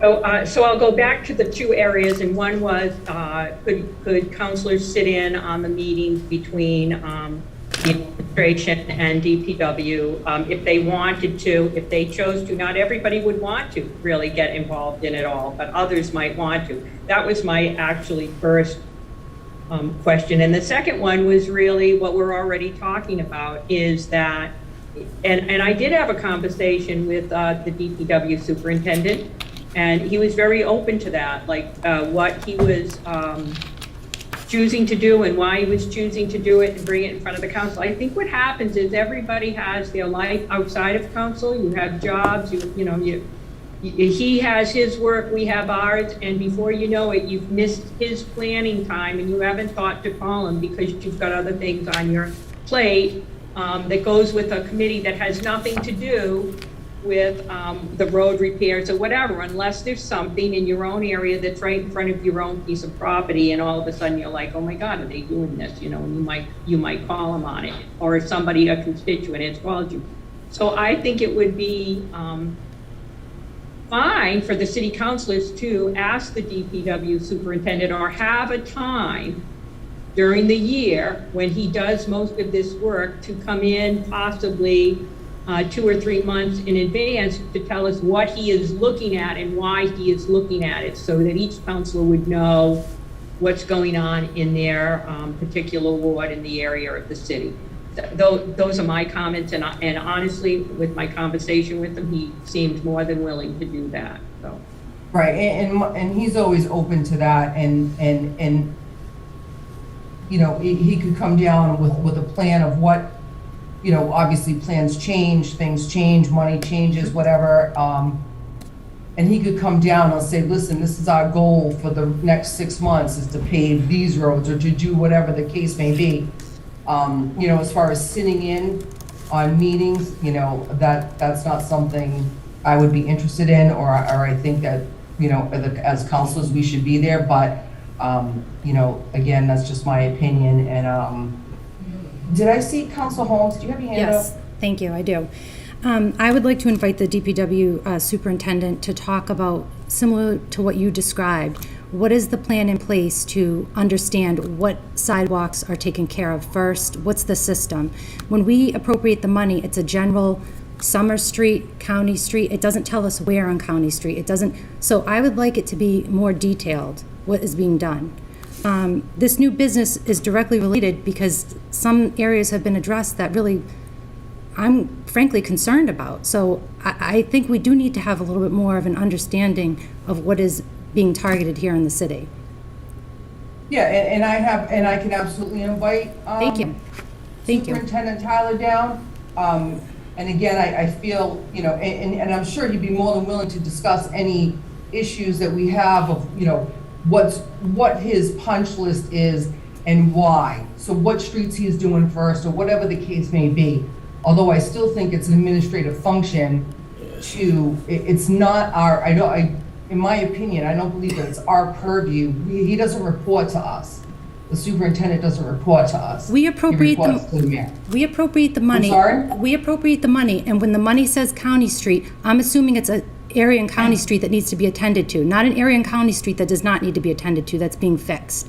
So we need to make sure. So, and you know, which is fine, because everybody has their opinion, but it's not our purview to go toe-to-toe with the department head to determine what needs to be done and what doesn't need to be done. We all have, if there's 11 councilors here, if we all sat in a room with the mayor or the superintendent of DPW, we would all have a different road that we want paved or a different sidewalk we want addressed. When I see something so grossly done, which was done. Excuse me, and so, again, and with it just being the Public Works Department, you know, I don't see anybody, you know, creating this business for Park and Forestry or, you know, Dennis Walsh's department. So I'm just wondering why this particular one is targeted for this type of information. Council Holmes? 196 County Street sidewalk was just replaced, and it did not need to be replaced. That's why this is being targeted. You just asked Okay, why, so- and I'm explaining why. Excuse me. So we don't need to discuss particular areas that, again, if you have 11 counselors here, and they're gonna have 11 differences of opinion. So what I'm going to do is I will, you know, again, we have to hear from the administration because it was referred to the administration. But I'll be happy to have the superintendent down. Councilor Reynolds? So I would like to see us all remain somewhat calm here, and that we just look at what we were originally saying, which is that I think that it is our purview to be able to ask the DPW superintendent to come down at certain times in the year and inform us how he's chosen places and why he's chosen them and which ones are planning to be done, so that we have an idea of that. And I do not think that's beyond our scope that we can do it. We could then have opinions that we share with him at that moment in time. That does not mean that in the long run, the administration is going to say, well, I really don't care what the council says. I'm going to let him do whatever the heck he wants. But I do not feel that the superintendent, after my discussion with him, has any opposition to coming in and giving an idea or his reason for the things that he chooses. And I think that it would satisfy, I think, the reasonings behind why we, why they're chosen. Okay, this is why we're doing this is why we're doing that. And at that moment in time, people can make comments about whether they do approve or don't approve. I'm just saying, I think it could be very simplified. It doesn't have to get out of control. And we should ask the superintendent of the Department of Public Works to tell us what's a good time for him to come down several times a year. Yeah, absolutely. I agree with you, Council Reynolds, and I'm sure that he would have no issue in doing that. Well, let's leave it at that, I would think. Yeah, no? Let's do that. Yeah. I just wanted to throw that information out there and try to get a feel for how my committee feels. Does any of my committee members still have any questions? President Delicio? Thank you, Council Dolan. So this is actually a really good dialogue, and sometimes that's what we get from new business. We introduce new business, and sometimes it just starts a conversation, and I think that's an important piece. So I appreciate Council Reynolds in bringing this in. I think it's a fine line between what interference is and what interference isn't. However, as councils, we have the right to ask questions. We have the right to ask, and I think we're all saying a lot of the same thing, but I think that, there are certain projects that get done that aren't on our radar, and I think we have every right to be able to question that. I do think that sometimes when business is introduced as one thing, by the end, it might get struck. But guess what? There's been a good dialogue that's happened in between. Or the end result is something totally different and it's manifested into something different than what was necessarily intended. But to be able to have these conversations is why committee nights are so important. That's why the thoughts and introduction of new business are so important as well. Thank you. Thank you. And with that, I'd like to call for an adjournment at 8:07. Do I have a second? Second. All those in favor? Aye. Aye. Aye. Thank you. We are adjourned at 8:07. I'd like to call the Capital Improvements and City Development Committee to order at 8:07. Sitting on this committee are Councilors Cobus and Councilor Reynolds. I have 5 items and a discussion to have with you this evening. Let's start from the top. From the docket of February 15, 2022, I entertain a motion to transfer $636,000 from account 1124-1000-578390 Citywide Reserve for Cannabis Impact Fee to 1124-1000-599300 Citywide Transfer to Capital Fund, and further transfer the $636,000 from 11241-000-599300 Citywide Transfer to Capital Fund to account 3567-499000 Police Body Cameras, other financing sources to purchase body-worn cameras, in-car video system, and necessary associated computer software and technical components for the system operation. Second. Thank you, Councilor Cobus. 2 years ago, I remember a meeting with the mayor, like it happened yesterday, when he said to me, "What in capital improvements do you think is the most urgent need?" And I opened up the book and I pointed to a highlighted area that said police body cameras, 2 years ago.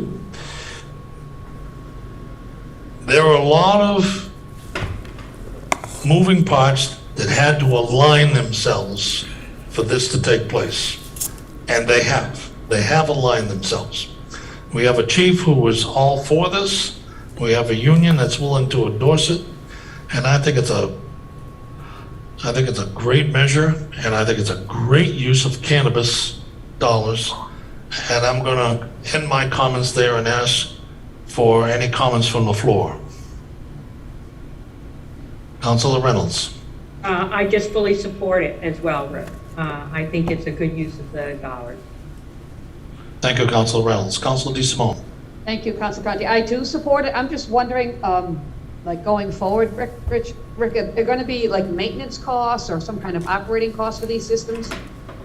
And is that budgeted in, or how does, well, maybe the chief will just factor that into his annual budget? I'm sure that there will be, and I'm sure that he will. We just don't know what they are yet, okay. Fair enough. Any other comments? Councilor Waterman, I see your hand up. Yes, thank you. I definitely support this. Rick, can you talk a little bit about the storage issues and where we stand now on storage? Storage of, could you be more specific? The data that comes in. Oh, the data. Yeah, well, as you know, we were working on a new system for fire dispatch. And I'm not sure that this is going to be tied into the dispatch system, but there is going to have to be storage and backup into a separate server so to be a true backup system. In other words, we can't have the police download their data into the police department computer and then back it up in the police department computer. It's going to be backed up in another server at another location. That's all Bill Lennox's domain, and I trust him to adequately and professionally set that up. Do you have some specific concerns, Councilor Waterman? No, I've spoken in the past to the mayor, and that was his biggest concern was storage data. And I assume we have the capability of solving that now. I will say, Council Waterman, that my limited knowledge of information technologies is that data storage is very cheap. Every time I get my computer upgraded, I'm stunned at what they put in it for memory capacity, and we're now talking multiple terabytes for less than $100. It's incredibly economical to store data, and there's probably other people that are more qualified to speak on this, and I'd be happy to get them in front of the committee if you think that's appropriate, Council Waterman. That would be fine with me. I would love it if we've got that ability to handle storage. Terrific. Okay. I will, I'll address that before this comes out into the full council, okay? Thank you. Councilor Bennett, I see your hand up. Thank you, Councilor Conti. I just have a question regarding a similar type of question, but this one's more directed toward personnel. I'm assuming that with the addition of these cameras and that data management piece of this, that we'll likely see some kind of personnel request for the records management portion of this, whether that's building and storing and maintaining that data and fielding requests as they come in. Do you have any idea? Has that been discussed? Will we be seeing a correlating or corresponding personnel request as well? Council Bennett, I cannot specifically answer your question, but I can get an answer. But I will say this. The city of Attleboro is not the first community in the Commonwealth to equip its policemen with cameras. And other communities have already addressed this issue and have come up with policies and procedures that I'm sure we're going to just mirror and adopt into the Attleboro system.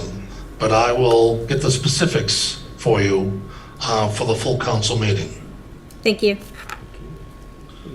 Are there any other comments or questions Councilor Conti. that I can address? Yes, Councilor Delicio. If I may, so more of a comment than a question. I've spoken to Chief Hegney in depth about this over the years. As you know better than anyone, this has been a mainstay in the capital improvement plan. He's been asking for this.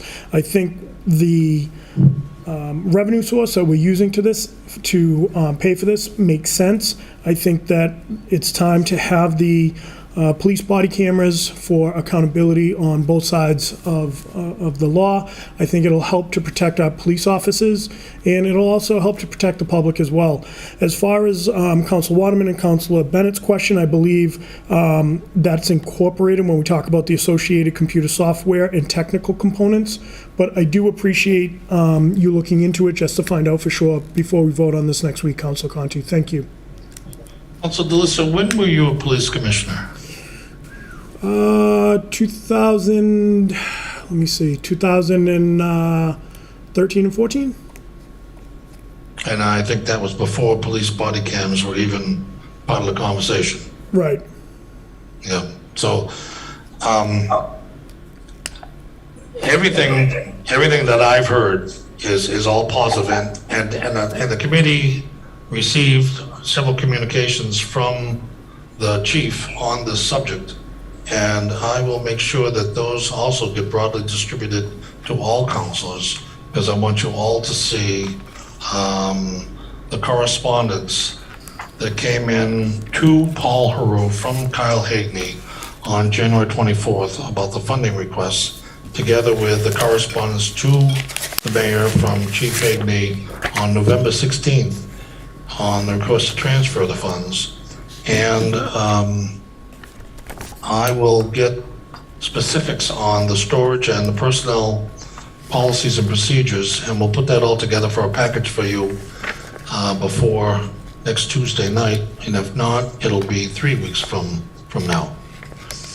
Any other, it's really hard to see those little hands in that little tiny picture, but I have one more. any other questions? Councilor Waterman? Yes, as far as the revenue source, I understand this is coming from the 3% tax on cannabis. Yes. Um, Yes, Is that amount sufficient to cover what we're talking about here? it is. The cannabis sales are going very well, and that 3% is piling up. But as you know, there's a 5-year sunset on this. So we only get to use these dollars for 3 more years, and then it disappears. So I like that the money is going into things that can solve problems and don't endure or tie the city to major future expenses, because that money's going to go away. So to Councilor DeSimone's question about the continuing maintenance and repair, I think I will also address that with the chief, just so that I can answer Councilor DeSimone's question specifically on the council floor. Councilor Waterman, are you all set? Did I answer your question? Very much so, thank you. Okay, thank you. Any other questions? Seeing none, I'll call for a vote to release this from committee and get it up to the council. All in favor say aye. Aye. Aye. Aye, motion passes unanimously. From the docket of February 15, 2022, I entertain a motion to approve spending funds and any future grant amendments received from a grant to the city to participate in Making It Public, a program to promote public art across the Commonwealth of Massachusetts. Second. Thank you, Councilor Cobus. This is a wonderful thing. This is $10,000 that can be applied to public art. And if you have had the opportunity of seeing the new courtyard on North Main Street, you don't actually have to go in it. If you happen to be at the stoplight and turn to your left, take a look. You can see there's some public art right there on the walls. It's really dressed that area up very nicely. So I'm very happy to see what this is going to do to change the complexion of Attleboro in the future. Are there any questions, comments? Seeing none, I'll call for a vote. All in favor say aye. Aye. Aye. Motion passes unanimously. From the docket of February 15, 2022, I entertain a motion to appropriate $150,000 from account 1000-359000 undesignated fund balance free cash general government to fund 3568 feasibility new senior center. Second. Thank you, Councilor Cobus. There's been a lot of discussion about this over the last 2 weeks. I've had long conversations with the Council on Aging Director.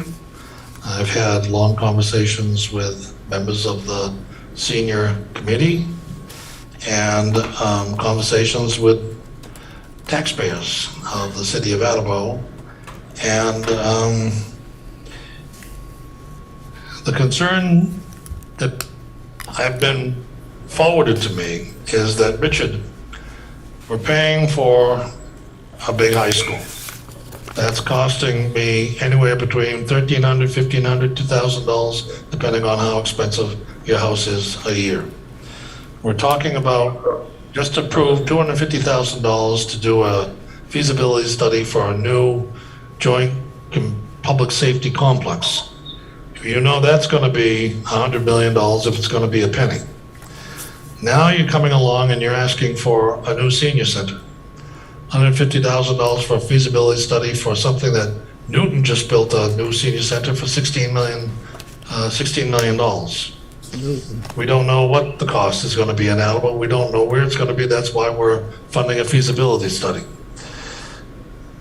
The mayor and the council on director have had conversations back and forth saying, you know, this is a process. This is not something that happens right away. It's a 5-year plan. First, you got to get a feasibility study. Then everything has to fall in place. Many communities around us are getting brand new senior centers. And our senior center is not new. That's an understatement, if there was one. I do think that the council, that the committee, the Capital Improvement City Development Committee, should approve this measure to forward it up to the full council for discussion and debate. And I'm going to let my comments end there and ask if there's any other comments or comment. I see Councilor Cobus, then Councilor Delicio, and then Councilor Reynolds. Councilor Cobus, you have the floor. Thank you, Councilor Conti. I too was a little bit torn on this one and have had a number of phone calls. I am supportive of it, and the thing that's to me it's frustrating to have to spend this money ahead of time for the study. I'd rather be making progress and moving in one direction or the other by this point. But if this will settle things once and for all and allow us to have sort of that plan for moving forward, then so be it. I just wish we could be moving forward sooner, but I do support this as it is. Thank you, Councilor Cobus. Councilor Delicio. Thank you, Councilor Conti. So I don't want to belabor the point that Councilor Cobus made. I think it's important to note a couple things. One, a feasibility study is not breaking ground on the project. A feasibility study at this point is going to let us know what we need. The seniors are the largest growing population over the next 10 years. There are services that are needed that weren't needed 22 years ago when we put additional funds into that existing building. And I think we're seeing that, whether it's with the police station, this building that half of us are seated in, we're a growing city. We're outgrowing some of the buildings that we have. We have to understand where we're going and what it's going to take to get there. I share the concern about the spending. I think we're spending money hand over fist, and I think we need to start to reel that in a little bit. But right now, we have this available on hand, which we didn't have a year ago. We didn't have 2 years ago.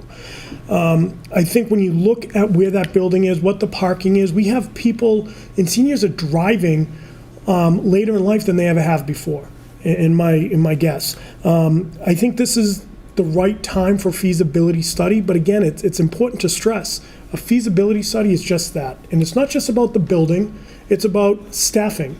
It's about revenue needed to be generated to be able to provide the services that our seniors need, want, and deserve. So I think this is the right time to entertain this. I think there's been a lot of discussion, some of it warranted, some not warranted, about different options that have been on the table. This is going to help us plan. And I think it's the old adage, if you fail to plan, you plan to fail. Thank you. Before I call Councilor Reynolds, I want to make a point. I think I was the only city council that voted against the $35,000 for the senior study with Boston University. No. As I saw, whether it was, I was not alone, thank you, Councilor Reynolds. There was 2 of us. Because I saw that $35,000 as a complete waste of money. We all knew the results of that study before the study was published. And I felt that the director of the Council on Aging could have written that study. I also voted against, and I'm losing my train of thought, but I voted against, Council Deliso, you were talking about, the feasibility study. I was very disappointed in the feasibility study from the Attleboro Public Library. I mean, it was a horrible job. And I don't expect this $150,000 to deliver a lousy job. This is a lot of money. So I am going, if the council decides to vote the $150,000 for this feasibility study, I've got some high standards that I want to see met in that feasibility study. That'll complete my comments, and that's only because it directly relates to what you talked about, Councilor Delicio. And now I'll give the floor to Councilor Reynolds. So first of all, I'm right behind you in that. And I've had several conversations with the Council on Aging. And I don't think any one of us here, I don't believe so anyway, do not think that the Council on Aging needs a new place. I don't think that's even a question. I think that is for me, what's at question is, what are we going to get for a $150,000 feasibility study? And knowing that the mayor did say it's 5 years down the road, and a feasibility study mostly, at the longest I've ever seen one take, is 90 days. So let's say it even took 120 days. Now we're going to have it. Is it going to be useful in the next 3 years? I don't know. What I will say is that I was opposed even to the police and fire, $250,000, until they actually finally brought in a really detailed and comprehensive list of items that they were looking to be determined by that $250,000. And that's what swayed me to then say, okay, I'll be all right with that. And I really, literally demand the same year. A feasibility study will answer any questions that are needed. I don't need to be just told the little odds and ends, because we know that already. We understand that. To me, it's where is it going to go and how? If somebody turned around and said to me, oh, we're going to use the old National Guard space, well, is it feasible? Can it be used? Will they sell it to us again after we turned them down the last time? I mean, are these things that can actually happen? Where, how, why? What are you going to get from it? What are the questions? I want to know what are the questions that are going to be on this feasibility study. And if I don't get them by next Tuesday when this comes out, I'm not going to vote yes.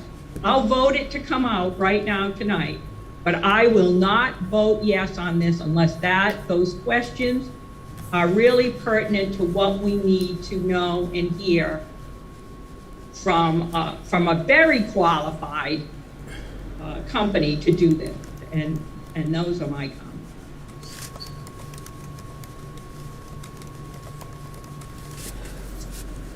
I'm sorry, I was writing. I'm looking at the tiny little picture of the horseshoe to see if there's any hands up. Councilor Reynolds. I am going to ask for a list of specific criteria that should be included in the feasibility study RFQ. Okay. And if I don't have it by Tuesday, well, if we vote this out of committee, it's going to go right onto the docket of the council. Leave it at committee. And then, Mr. President, if you refresh my memory, please. If we voted out of committee, does it have to be voted out of the next regular meeting, or can it be held over? It can most certainly be held over. Okay, all right. So, Councilor Reynolds. I'm putting down that we're looking for specific criteria to be included, or to be detailed in that feasibility study. And I'll ask my committee to vote this out of committee tonight. And if it takes a month to get that criteria, if it takes 2 months to get that criteria, it's going to sit on the docket until it arrives. Does that make you feel comfortable? Oh, yes, it does. Okay, good. Because I'm right there with you. I mean, that library feasibility study did it for me. With the me too. typos? Point of order, Mr. Conti. Yes, Mr. Blair, Council Blair, you have the floor. I had something in committee not too long ago that I wanted to hold and not bring out. And there was a lot of confusion about it. I'm still a little confused. It seemed to me at the time, I was told it was better to leave it in committee till you get the answers, then vote it out of committee. Because if you vote it out of committee tonight, you can't discuss it again. Am I correct, Trey? So I think that's two different issues, Council Conti, if I may. I think the best course of action is not to vote it out tonight until you get the answers. I think it's too big of a project. I think it would make sense to keep it in committee until you got the answers. And, I think 2 weeks isn't going to make or break this project. That's just my 2 cents. Well, we had to make the motion, we had to get a second in order to have the discussion. Yep. And it's been a good discussion. In my opinion, it's been a good discussion. So I'm going to ask Councilor Cobus, are you inclined to withdraw your second? Happy to. I rescind my second. Very well, I will mark it as rescinded. And we'll hold that open. Thank you. From the docket of January 18th, 2022. I think I've already done this. I think I've already entertained a motion to have a... No, I asked for the public hearing. We've had the public hearing. We haven't had the public hearing yet. We have not. We'll hold off any discussion on the capital improvement plan until after the public hearing is closed. Let me go on to the last item. From the docket of January 4th, 2022. Well, before I do that, let me remind you that in all of your councilors' boxes, I left a sheet of paper. And it's titled Capital Improvement Program 2023. And it's basically a spreadsheet. So I hope that you all have that for when we do get to discuss it. And if you don't, let Virginia know, and I'll make sure she has it and she can get that to you. So, from the docket of January 4th, 2022, I entertain a motion to approve the request of the... No, wait a minute. I make a motion to refer to the administration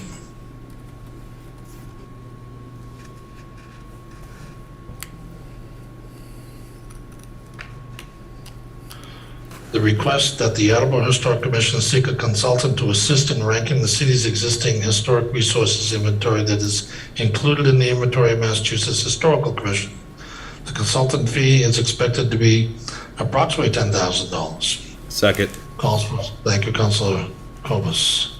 This has become a complicated situation. That $10,000 number triggers a whole different procedure. So I would like to refer this to the administration so the administration can tell the Historic Commission that they got to go back to the consultant, get the number below $10,000 so that it can be approved in the manner that we're trying to get it approved. And if not, then it's got to go out for bid, and that changes everything. But it's not under our jurisdiction, it's under the administration's jurisdiction, because we don't, as Council Cobus has pointed out, we don't have any account numbers to take it from, and there's no account number to put it into. So let the administration sort that out, and the motion's in order. Is there any further discussion? Councilor Reynolds and then Councilor DeSimone. I'm going to defer to Councilor DeSimone. I've been working with her, and she took over this for me, so that's great. Very well. Councilor DeSimone, you have the floor. Thank you, Chair Conti. So just relatedly, as you may recall, I had introduced in my committee the idea of, and this was Council Reynolds' business, to put the Historical Commission basically in the ordinances. They are not a creature of the city at the moment. They are a creature of Mass General Law, and they will continue to be so. But we're going to soon be discussing putting them in the ordinances, getting them a line item in the budget. So something like this would be much more easy to accomplish. So I'm not quite sure where that leaves this particular piece of business at the moment, but please know we're going to be pursuing that avenue of getting them, if you will, on the books of the city as a city commission. Council, you never cease to amaze me. Yeah, and this has been quite a process, and This has, you know, for a little $10,000 thing, this has taken up a lot of my time. Yes. And I had no idea that we needed an ordinance for the commission. Yeah, they're a creature of master and law, and you'd be interested to learn. They have quite a bit of power on their own. And if anybody's interested, it's Chapter 40, Section 8D to learn more about them. But they've got a lot of power. But what they don't have right now is the ability to get city funds. And by putting them in the ordinances, they will have that. And I believe that the administration has already indicated a willingness to fund them to some degree. That's up to the administration. So if you would bear with me, I'm going to actually talk about that in committee a little bit later. Okay, so I think my committee can vote to refer this to the administration. And I think the council can then vote to refer it to the administration. And the administration can sit on it until the ordinance is in order. And I think that's going to work out okay. Are there any other questions, comments? Councilor Delicio. Thank you, yeah. Rick, thanks for bringing this out. So just again, the history on this is last fall, Marion Wrightington, the mayor, myself, we were talking about this piece of business, how the best way to get it the visibility it needed. The mayor suggested that we introduced it as new business. In hindsight, perhaps last fall, it should have been referred back to the administration to get the conversation started. I think this is a worthwhile project, but I think you're right. I think that $10,000 number, it brings on its own set of complications. I'm glad to see Councilor DeSimone is bringing this out later. I think it warrants the discussion, but I think that piece of history on how we got here was important. Thank you. Very good. Any other comments, questions, or opinions? Seeing none, I'll call for a vote. All in favor say aye. Aye. Aye. Motion passes unanimously. One final comment to my committee members. If you have not read the capital improvements plan yet, it's time to do it, because next week we have a public hearing, and as you know, I expect hordes of people to attend the council chambers. That concludes the business that the Capital Improvements and City Development Committee has to bring before the council, the committee this evening. I'll entertain a motion to adjourn. Second. Thank you, Councilor Cobus. Motion's in order. All in favor say aye. Aye. Aye. Motion passes unanimously. I declare the Capital Improvements and City Development Committee adjourned at 8:37. Thank you.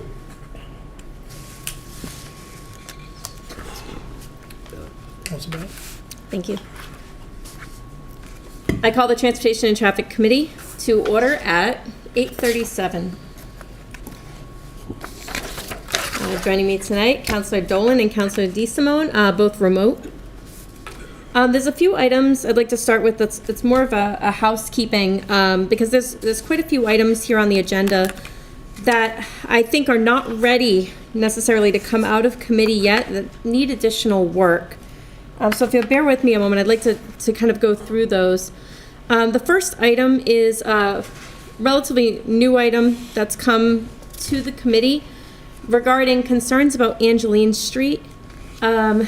So back in May of 2017, the council amended section 10-5.2A of the revised ordinances of the city of Attleboro to prohibit parking on both sides of Angeline Street. The mayor has since been contacted by a business owner on Angeline Street asking for this ordinance to be changed. In your packets for this evening, you'll see communication from the mayor that lays out the concern specifically that there is no parking for residents along the road and the dangers right now of having the traffic so close to the curbing, the way that the lanes are drawn, and that by adding that parking, it may make it safer for the residents, both accessing their mailboxes, which are all along that curbing, as well as stepping off of the curb for whatever reasons, that they're not immediately in the lane of traffic. So I want to hold this item so that the committee members have an opportunity to take a look at the communication and absorb it. And I'd like to collect some additional information, both on the previous proposals that were considered in 2017 and why that ban was put in place to get a better understanding. Yeah, and of course, I'll invite your comments as well. Thank you, Councilor DeSimone. Go ahead. Yes, thank you, Councilor Bennett. So this has history, as more senior councilors than I are aware. I respectfully suggest you reach out to Chief Hegney and Chief LaChance, because my understanding was one of the concerns was emergency vehicles making the turn on Angeline if parking were indeed allowed on both sides. So I respectfully suggest you include them in your research. Absolutely. Thank you so much for that.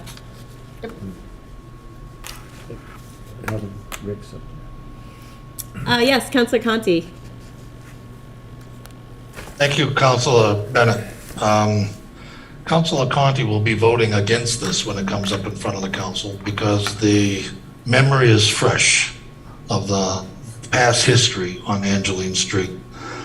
This is one particular business owner looking for a second bite of the apple. It came up before us and it was resoundingly thrown down with a resounding majority because it doesn't make any sense. And it's only the benefit of one person. And I think I'll end my comments there. Thank you, Councilor Conti. Any other discussion or questions from the council or from my committee members? Anybody with any kind of historical information you'd like to share? Okay. So hearing none, I'm going to move on to the next item. We have several items that are pending public hearing on the 15th, so I will skip over those for this evening. The next item is the proposed amendments to Chapter 10. This was related to commercial vehicles and trailers. And we had a public hearing on this on January 18th, and there were several items that were identified as potentially needing work.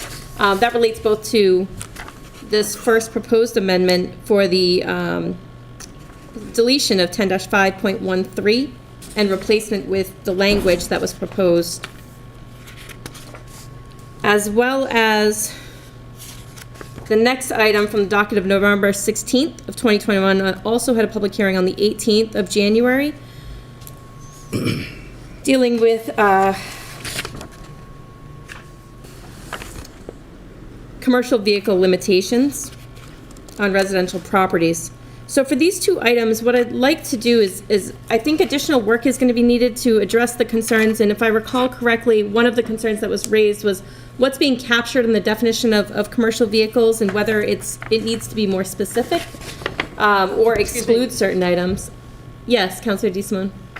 I don't recall those concerns being expressed at the public hearing. If I recall correctly, City Planner Erasian spoke, Bill McDonough spoke.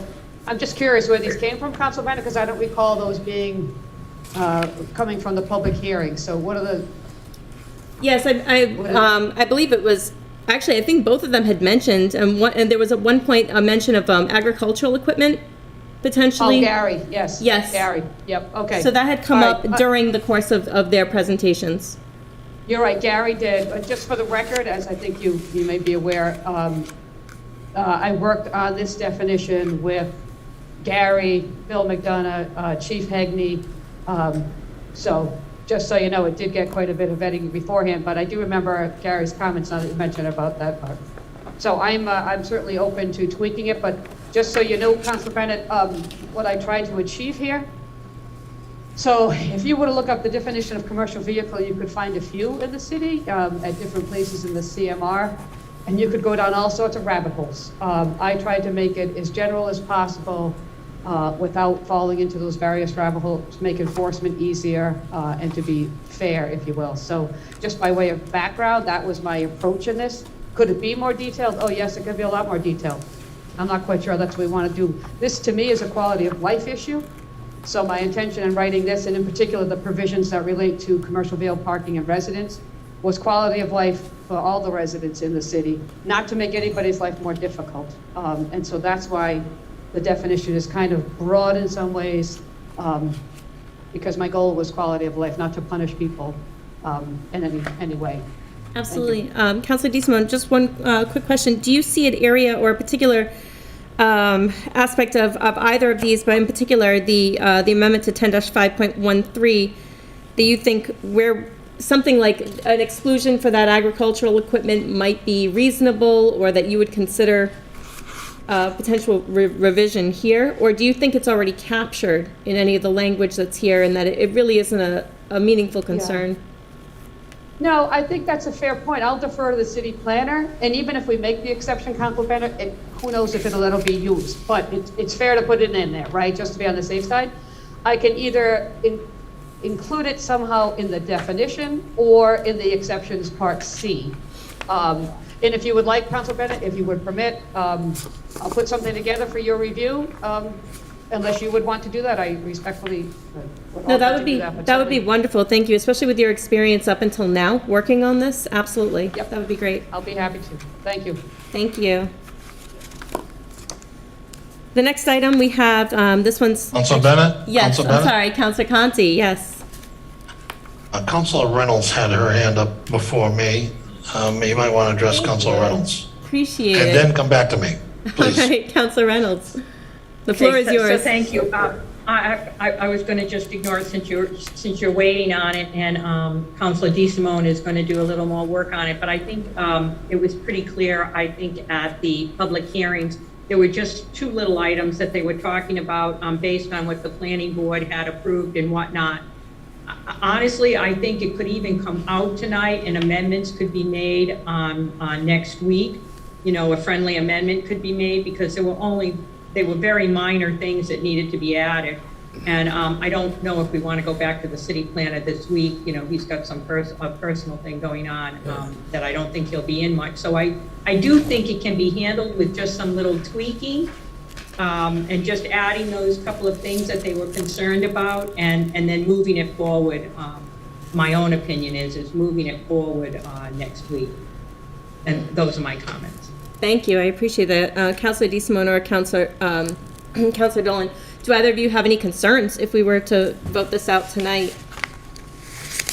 No, I would have to review the hearing just to, because now that you mentioned it, Council Bennett, I remember Gary's comment about the agricultural vehicles, but I cannot recall a second comment. So just for the sake of thoroughness, I'll review his comments to make sure I capture the suggestions he had. So if it's They amenable... were at the end. Sorry, go ahead. Sorry. They were at the end, and Bill McDonough also came in and suggested the same thing. It might have been the agricultural, and them both agreeing with that. It was just getting it in there. Thank you, Council Reynolds. Just a point of information, if I may. Keep in mind, we have 9 public hearings next week. Yes. So I don't know if there's a need to rush this at this point. I do appreciate the need for urgency from Council Reynolds. 9 public hearings next week. Thank you, President Zalicio. Councilor Conti. So now for something completely different. Councilor Bennett, I'm going to make the request that you explore the possibility that commercial vehicles be allowed through the ordinance by permit only. Because the issue with commercial vehicles in the past has always been with the neighbors. And if the neighbors were alerted to a potential commercial vehicle coming into the neighborhood, it could prevent the commercial vehicle from coming into the neighborhood, or it could be that the neighbors resolve their issue in an alternative manner. But it would get them all involved in the issue before the commercial vehicle arrives. So to illustrate this, I once lived next door to a lovely couple whose husband, the gentleman, was a truck driver. And his job required him to bring the truck home every night. Well, it was a semi-tractor trailer. And I didn't have any problem with him bringing the tractor trailer home every night. In fact, he could have parked it in front of my house, I didn't care. But that's not the way everybody felt about it. And so that's an extreme. This whole thing started with a plumber who had a red truck. and he would bring it home every night, and the neighbors went crazy. And he was forced to get a license in a commercial zone to park his truck every night in a fenced yard in a commercial zone. And in the morning, he would go to work in that and pick up the truck and go do his thing. If we had a permit system where the abutters had to be notified in advance, I think a lot of the problems that Bill McDonough is having with commercial vehicles would go away. So I'm asking you, Councilor Bennett, to explore the feasibility of installing a permit system for commercial vehicles in residential neighborhoods. And that concludes my comments. Okay, thank you. Councilor DeSimone. Yes, so Councilor respectfully to Councilor Conti, I didn't see that one coming, but I have several concerns. So the permitting authority would be Bill McDonough, the zoning board. What about if people move? I'm certainly open to it. I defer to the experts, but off the top of my head, I'm inclined to say, geez, I don't know how that would work. People move, how long is the permit good for, et cetera, et cetera. So I'm just raising problems, Councilor Conti, but I would certainly be interested in Bill McDonough's opinion on it. Thank you, Councilor Bennett. Councilor Reynolds, then Councilor Kobus. So I appreciate, Rick, Councilor Conti, and everything that you do, other than this, because I have had this issue in South Attleboro in a very big way, as Councilor DeSimone will tell you, and Bill McDonough and everybody, and finally, we are this close to straightening it out, and I would suggest that a permit just would not work. It just will work. I cannot begin to tell how long this has taken to get it this far and get the approval process. And I would say we've been close to a year at trying to rectify this, and I think Councilor Kobus had issues even long before, and there was confusion. You lived in my neighborhood. Had spoken to different people and found out two different. Bill McDonough had one idea of what it meant, and Mr. Arasian had a whole different way that it was read. So we finally have everybody on the same page. I would respectfully say, let's keep the permit out of it, get this done, get it in there, and Bill McDonough will work on it because he's been great at trying to get this rectified. Those are my comments. Thank you, Councilor Kobus. I just wanted to mention that procedurally, if we were to change to something else like a permit system, we would require starting over, we would require a new public hearing, and my suggestion would be to move forward with this as is, or with the small amendments. But I just wanted to make sure to point out that that would cause sort of us to start from scratch again. Thank you. Yes, Councilor Angela. I kind of like Councilor Conti's comments. I think it's not to open up a can of worms, but I think it's something worth exploring. That's all I have to say. Are there any other comments, questions? Yes, Councilor Dolan. Thank you. With all due respect, I agree with Council Reynolds and DeSimone. I don't think I would favor a permit system. Abutters change. So if you have 4 abutters, and one moves and you get a new abutter that doesn't agree, that doesn't want it, then it's their fault. And I think that would be a huge can of worms. I'm comfortable, with you all clarifying the agricultural end of that, but I would support this. I'm really not in favor of a permit system. Thank you, Councilor Dolan. Yes. Can I just reel it in a little? I think Yes, we're kind of absolutely. all over the place. I think the piece of business is about the definitions. It's not about the permit. Yes. I appreciate the creativity, but to the Vice President's point, in order to entertain the discussion, we're entertaining a discussion of something that's not in front of the council right now. So I think we just need to be cognizant of that and kind of reel it in a little bit. Thank you. So in light of the discussion and in light of the possibility of making that minor adjustment to potentially address the concerns over agricultural equipment, I would be comfortable with going ahead and voting this out tonight if my committee agrees. And then, given that there's a significant amount of public hearings and other matters on the agenda for the full council next week, I would be amenable to having this be held over for the next full council meeting. I think it's a dangerous game we're playing if we're voting things out and holding them. I think where we should be looking at is, and first of all, fantastic job navigating this. This is a very cumbersome item that has taken now parts of 2 terms. But I think there's wisdom in holding it until you have everything that you need to be able to vote it out. Have that discussion in committee, because as we've seen, what we think, where the discussion might go, it might go somewhere else. So instead of doing it on the floor and prolonging it, there might be questions that, and I think to Council Reynolds' point, the planner is out for a little bit dealing with a personal matter. I think it makes sense to hold it until we have all the, have this buttoned up. Because it's too important to not have it buttoned up. Yes, Councilor Kovas.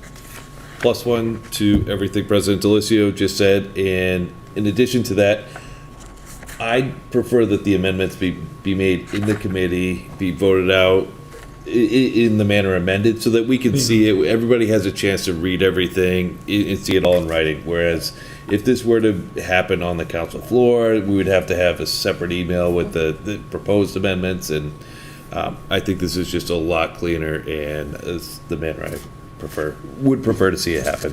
Thank you. Any other comments or questions?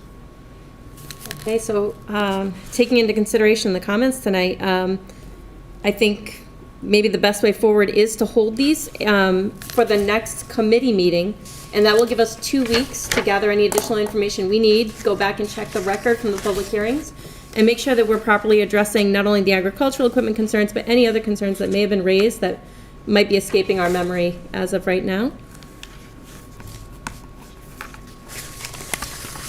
And the last item I think I'm going to be addressing tonight.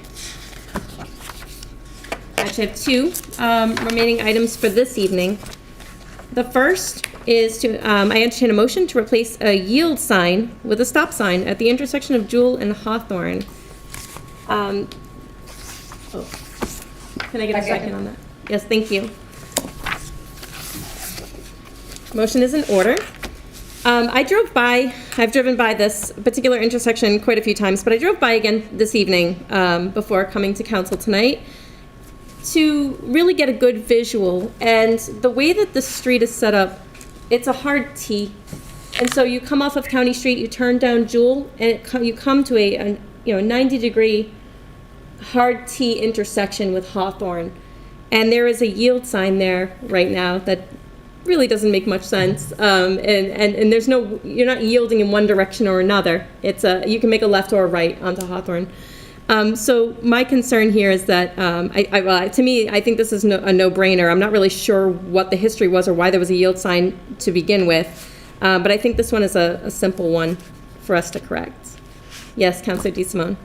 Thank you, Council Bennett. Just for the record, this went through the Traffic Study Commission, and they made a recommendation that the yield sign be replaced with the stop sign too. Thank you. Are there any other questions or comments? Okay, seeing none, we will now vote. All those in favor? Aye. Aye. Motion passes.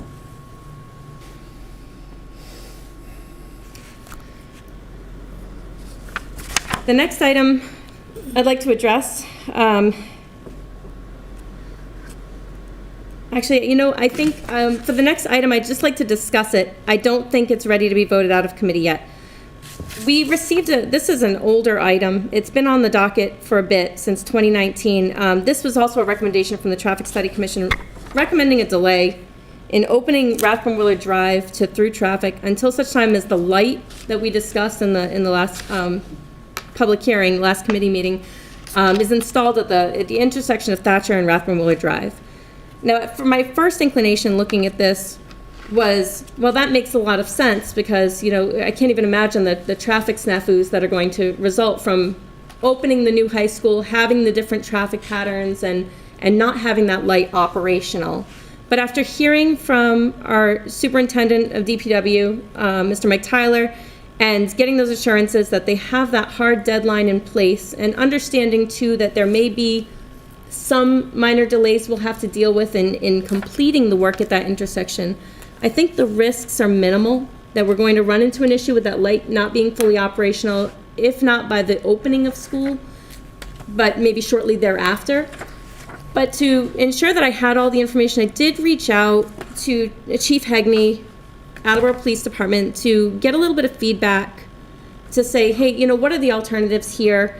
And he had raised with me a couple of concerns, and I'll share the email out through our council admin, because I received it right before the committee meeting started.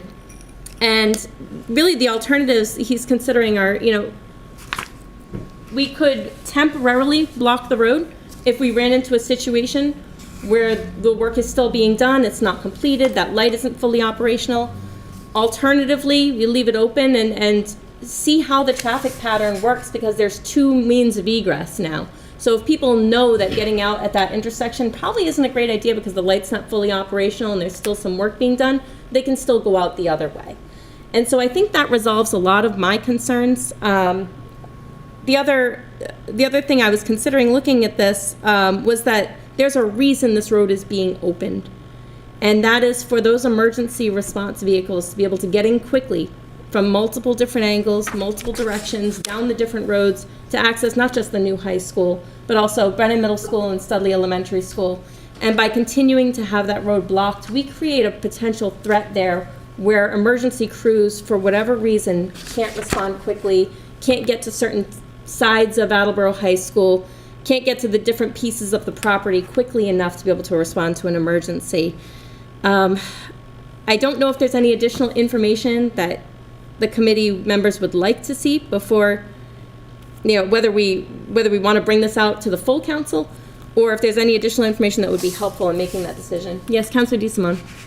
Thank you, Councilor Bennett. I appreciate your thoughtful comments and your reaching out to the chief, because I had, this has been on, so this issue predates me, but I too explored this issue, and I think you may want to consider, because it's my understanding, and no, I fully appreciate the chief's concerns, it's my understanding that the residents in the area may feel differently, and I would be curious about their reasons why, if it's concerning the students' safety and walking, et cetera, but there might be more to this than we perhaps understand at this moment, and I would have to search my emails, because I had an email exchange a while back. So I appreciate your talking about it. I'm not quite sure I'm comfortable voting it out tonight, personally. Thank you. Any other comments or questions? Or anyone from the council have any comments or questions? Okay, hearing none, I'd like to hold this item for the next committee meeting and gather some additional information.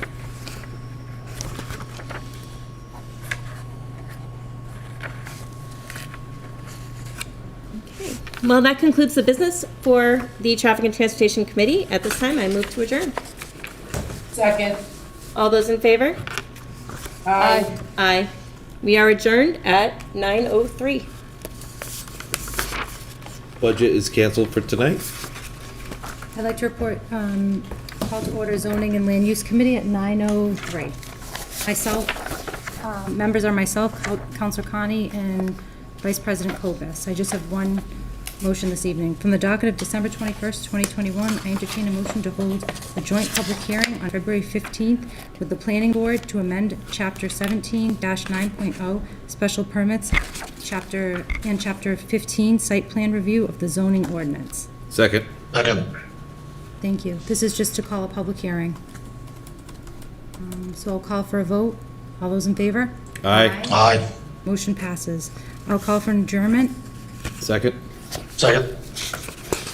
All those in favor? Aye. We are adjourned at Aye. 9:04. Thank you.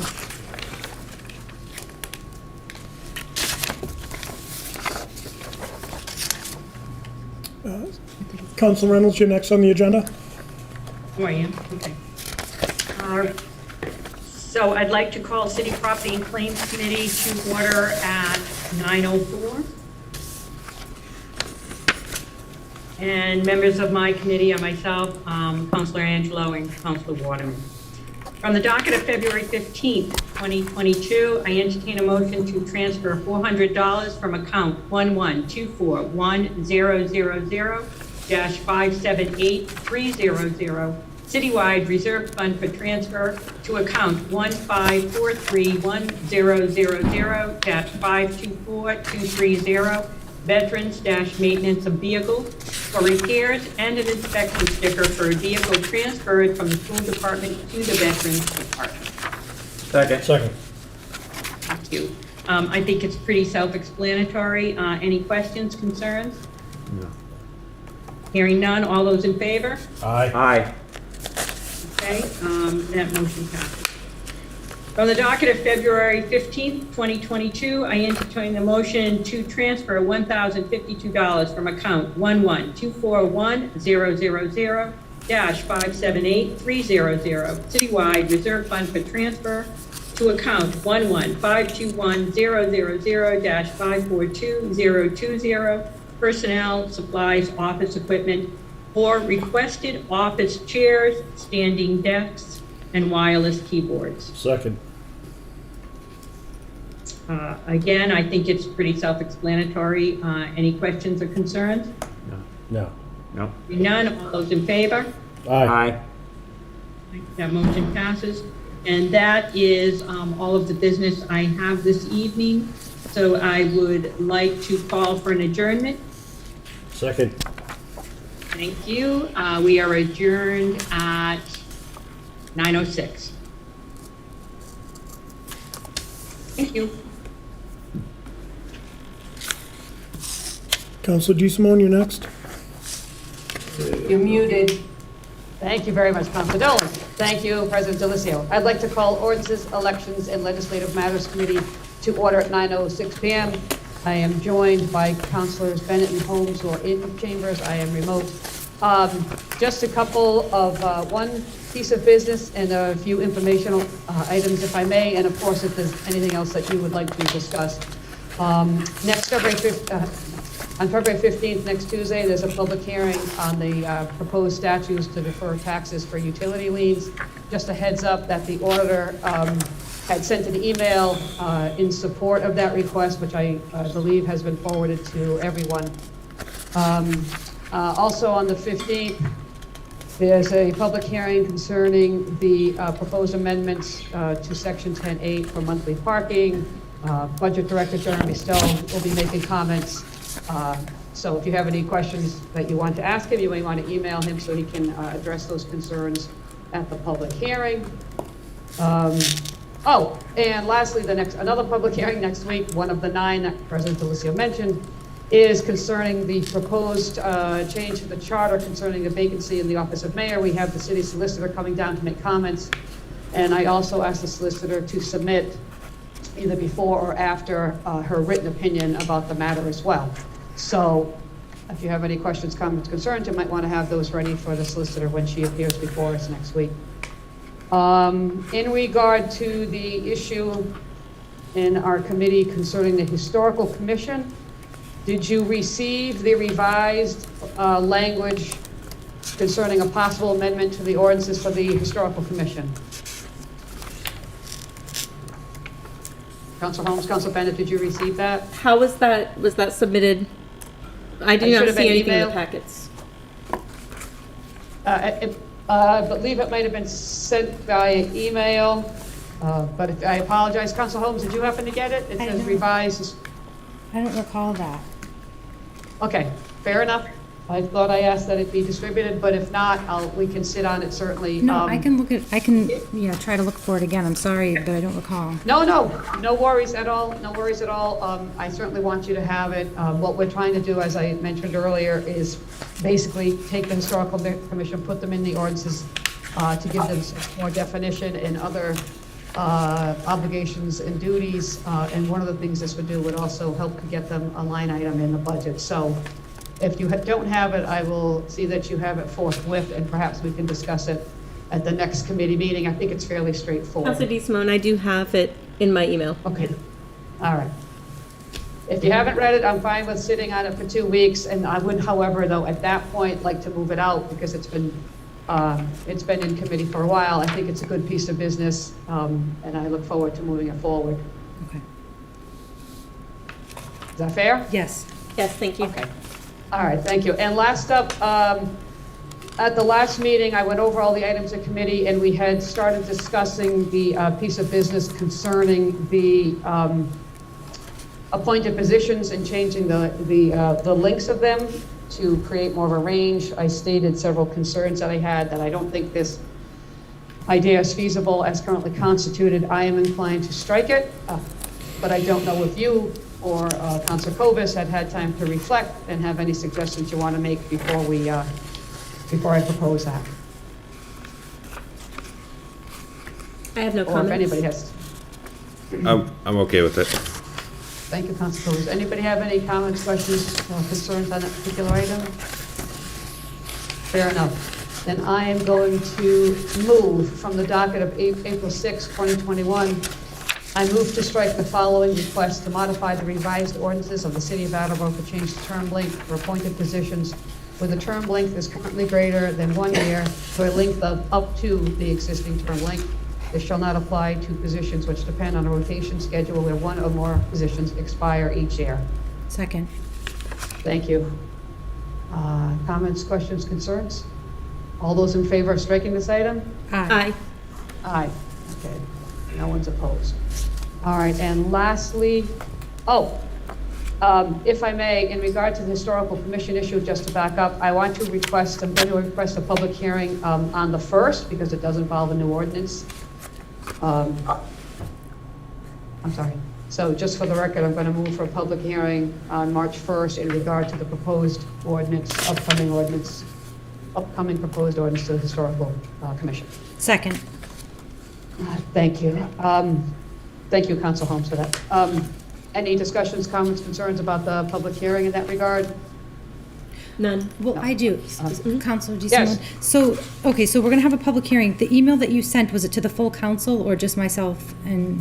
No, I believe I sent it to Virginia and asked her to forward it. Okay, did. I'll look at that. I'm sorry. Okay.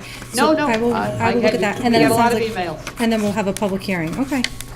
We get a lot of emails, no worries. 8:36 a.m. Okay. Thank you, Council Dolan. Okay, Councilor Bennett, Council Holmes, anything else you want to discuss? Not at Thank this you, then I would like to entertain a motion to adjourn at 9:12. I think we have to vote on the, did we vote on the We public did hearing? not. Yeah. We did not vote on the public hearing. Thank you, I withdraw. All those in favor of a public hearing on March 1st to discuss the proposed amendments concerning the Historical Commission? Aye. Aye. All those in favor? Aye, thank you. None opposed, thank you for that. And I would like to reiterate my motion to adjourn at 9:12. Second. Second. All those in favor? Aye. Aye. Aye, we are adjourned at 9:12. Thank you very much, councilors. Thank you. I'd like to call Public Safety Committee to order at 9:12. I have two motions this evening to bring forward. From the docket of January 18th, 2022, I entertain a motion to approve the following loan order. Order that $450,000 be appropriated for the cost of purchasing and equipping an ambulance. That to meet these appropriations, the treasurer, with approval of the mayor, is authorized to borrow $450,000 under Section 7-1 of Chapter 44 of the general laws or any other enabling authority, that the mayor is authorized to take any other action necessary to carry out this project. Second. This is a necessity. I believe it's a 5-year bond we take out on these pieces of equipment like that. I don't have any problems with it. We have to keep up on those ambulances. They're a life and death situation. Most of the time, we want them in good repair, and we're at the point where we need a frontline ambulance. Any comments or questions from my committee? The rest of the council? Hearing none, all those in favor? Aye. Aye. Motion passes. From the docket of December 7th, I entertain a motion to approve the following: to amend section 10-5.2A, the revised ordinances to permit parking on Stobbs Drive westerly side, to prohibit, let me go back. Ordinance to prohibit parking on Stobbs Drive's westerly side from North Avenue to Commonwealth Avenue. That was brought in by Councilor DeSimone and myself back in January. I believe that, I wasn't here, but I was told I had two people speak in favor, none opposed. And I think I was pretty blunt about it back in January, that it is a public safety hazard. The kids crossing the street, fire and rescue equipment trying to get by. And we didn't have any comments, I don't believe, from Bishop Fan. Were they here at that public hearing? No? And I know that Councilor DeSimone spoke to them, so. Councilor DeSimone. Thank you, Council Bear. There was a representative from FIAN who indicated their support of it, and they felt it would actually be in the best interest of their students as well to not cross the street. I knew they were in support of it, Kathleen. I didn't know if they had come to the meeting or not. Yeah, there was a gentleman, not the principal, I forget his name, Council Bear, but there was someone here from FIAN. Oh, Okay. I know, Svensson, the vice. Yes. Thank Svensson. you. Any other you. comments? Any other comments or questions? Hearing none, all those in favor? Aye. Aye. Motion passes. Move to adjourn at 9:16. Second.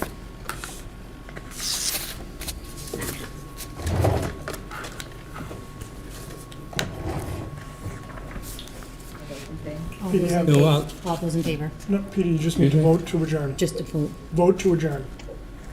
You got the second. Well, before I vote to adjourn, I want to thank Sarah for taking care of business over the last month. You're welcome, Pete. I wasn't fit to take care of it, and you did a great job. Thank you. Okey dokey. Move to vote to adjourn at 9:17. All in Second. favor? Aye. Aye. We are adjourned. That's all she wrote, friends. Good night. Have a nice night, everyone. Thank you. Aye.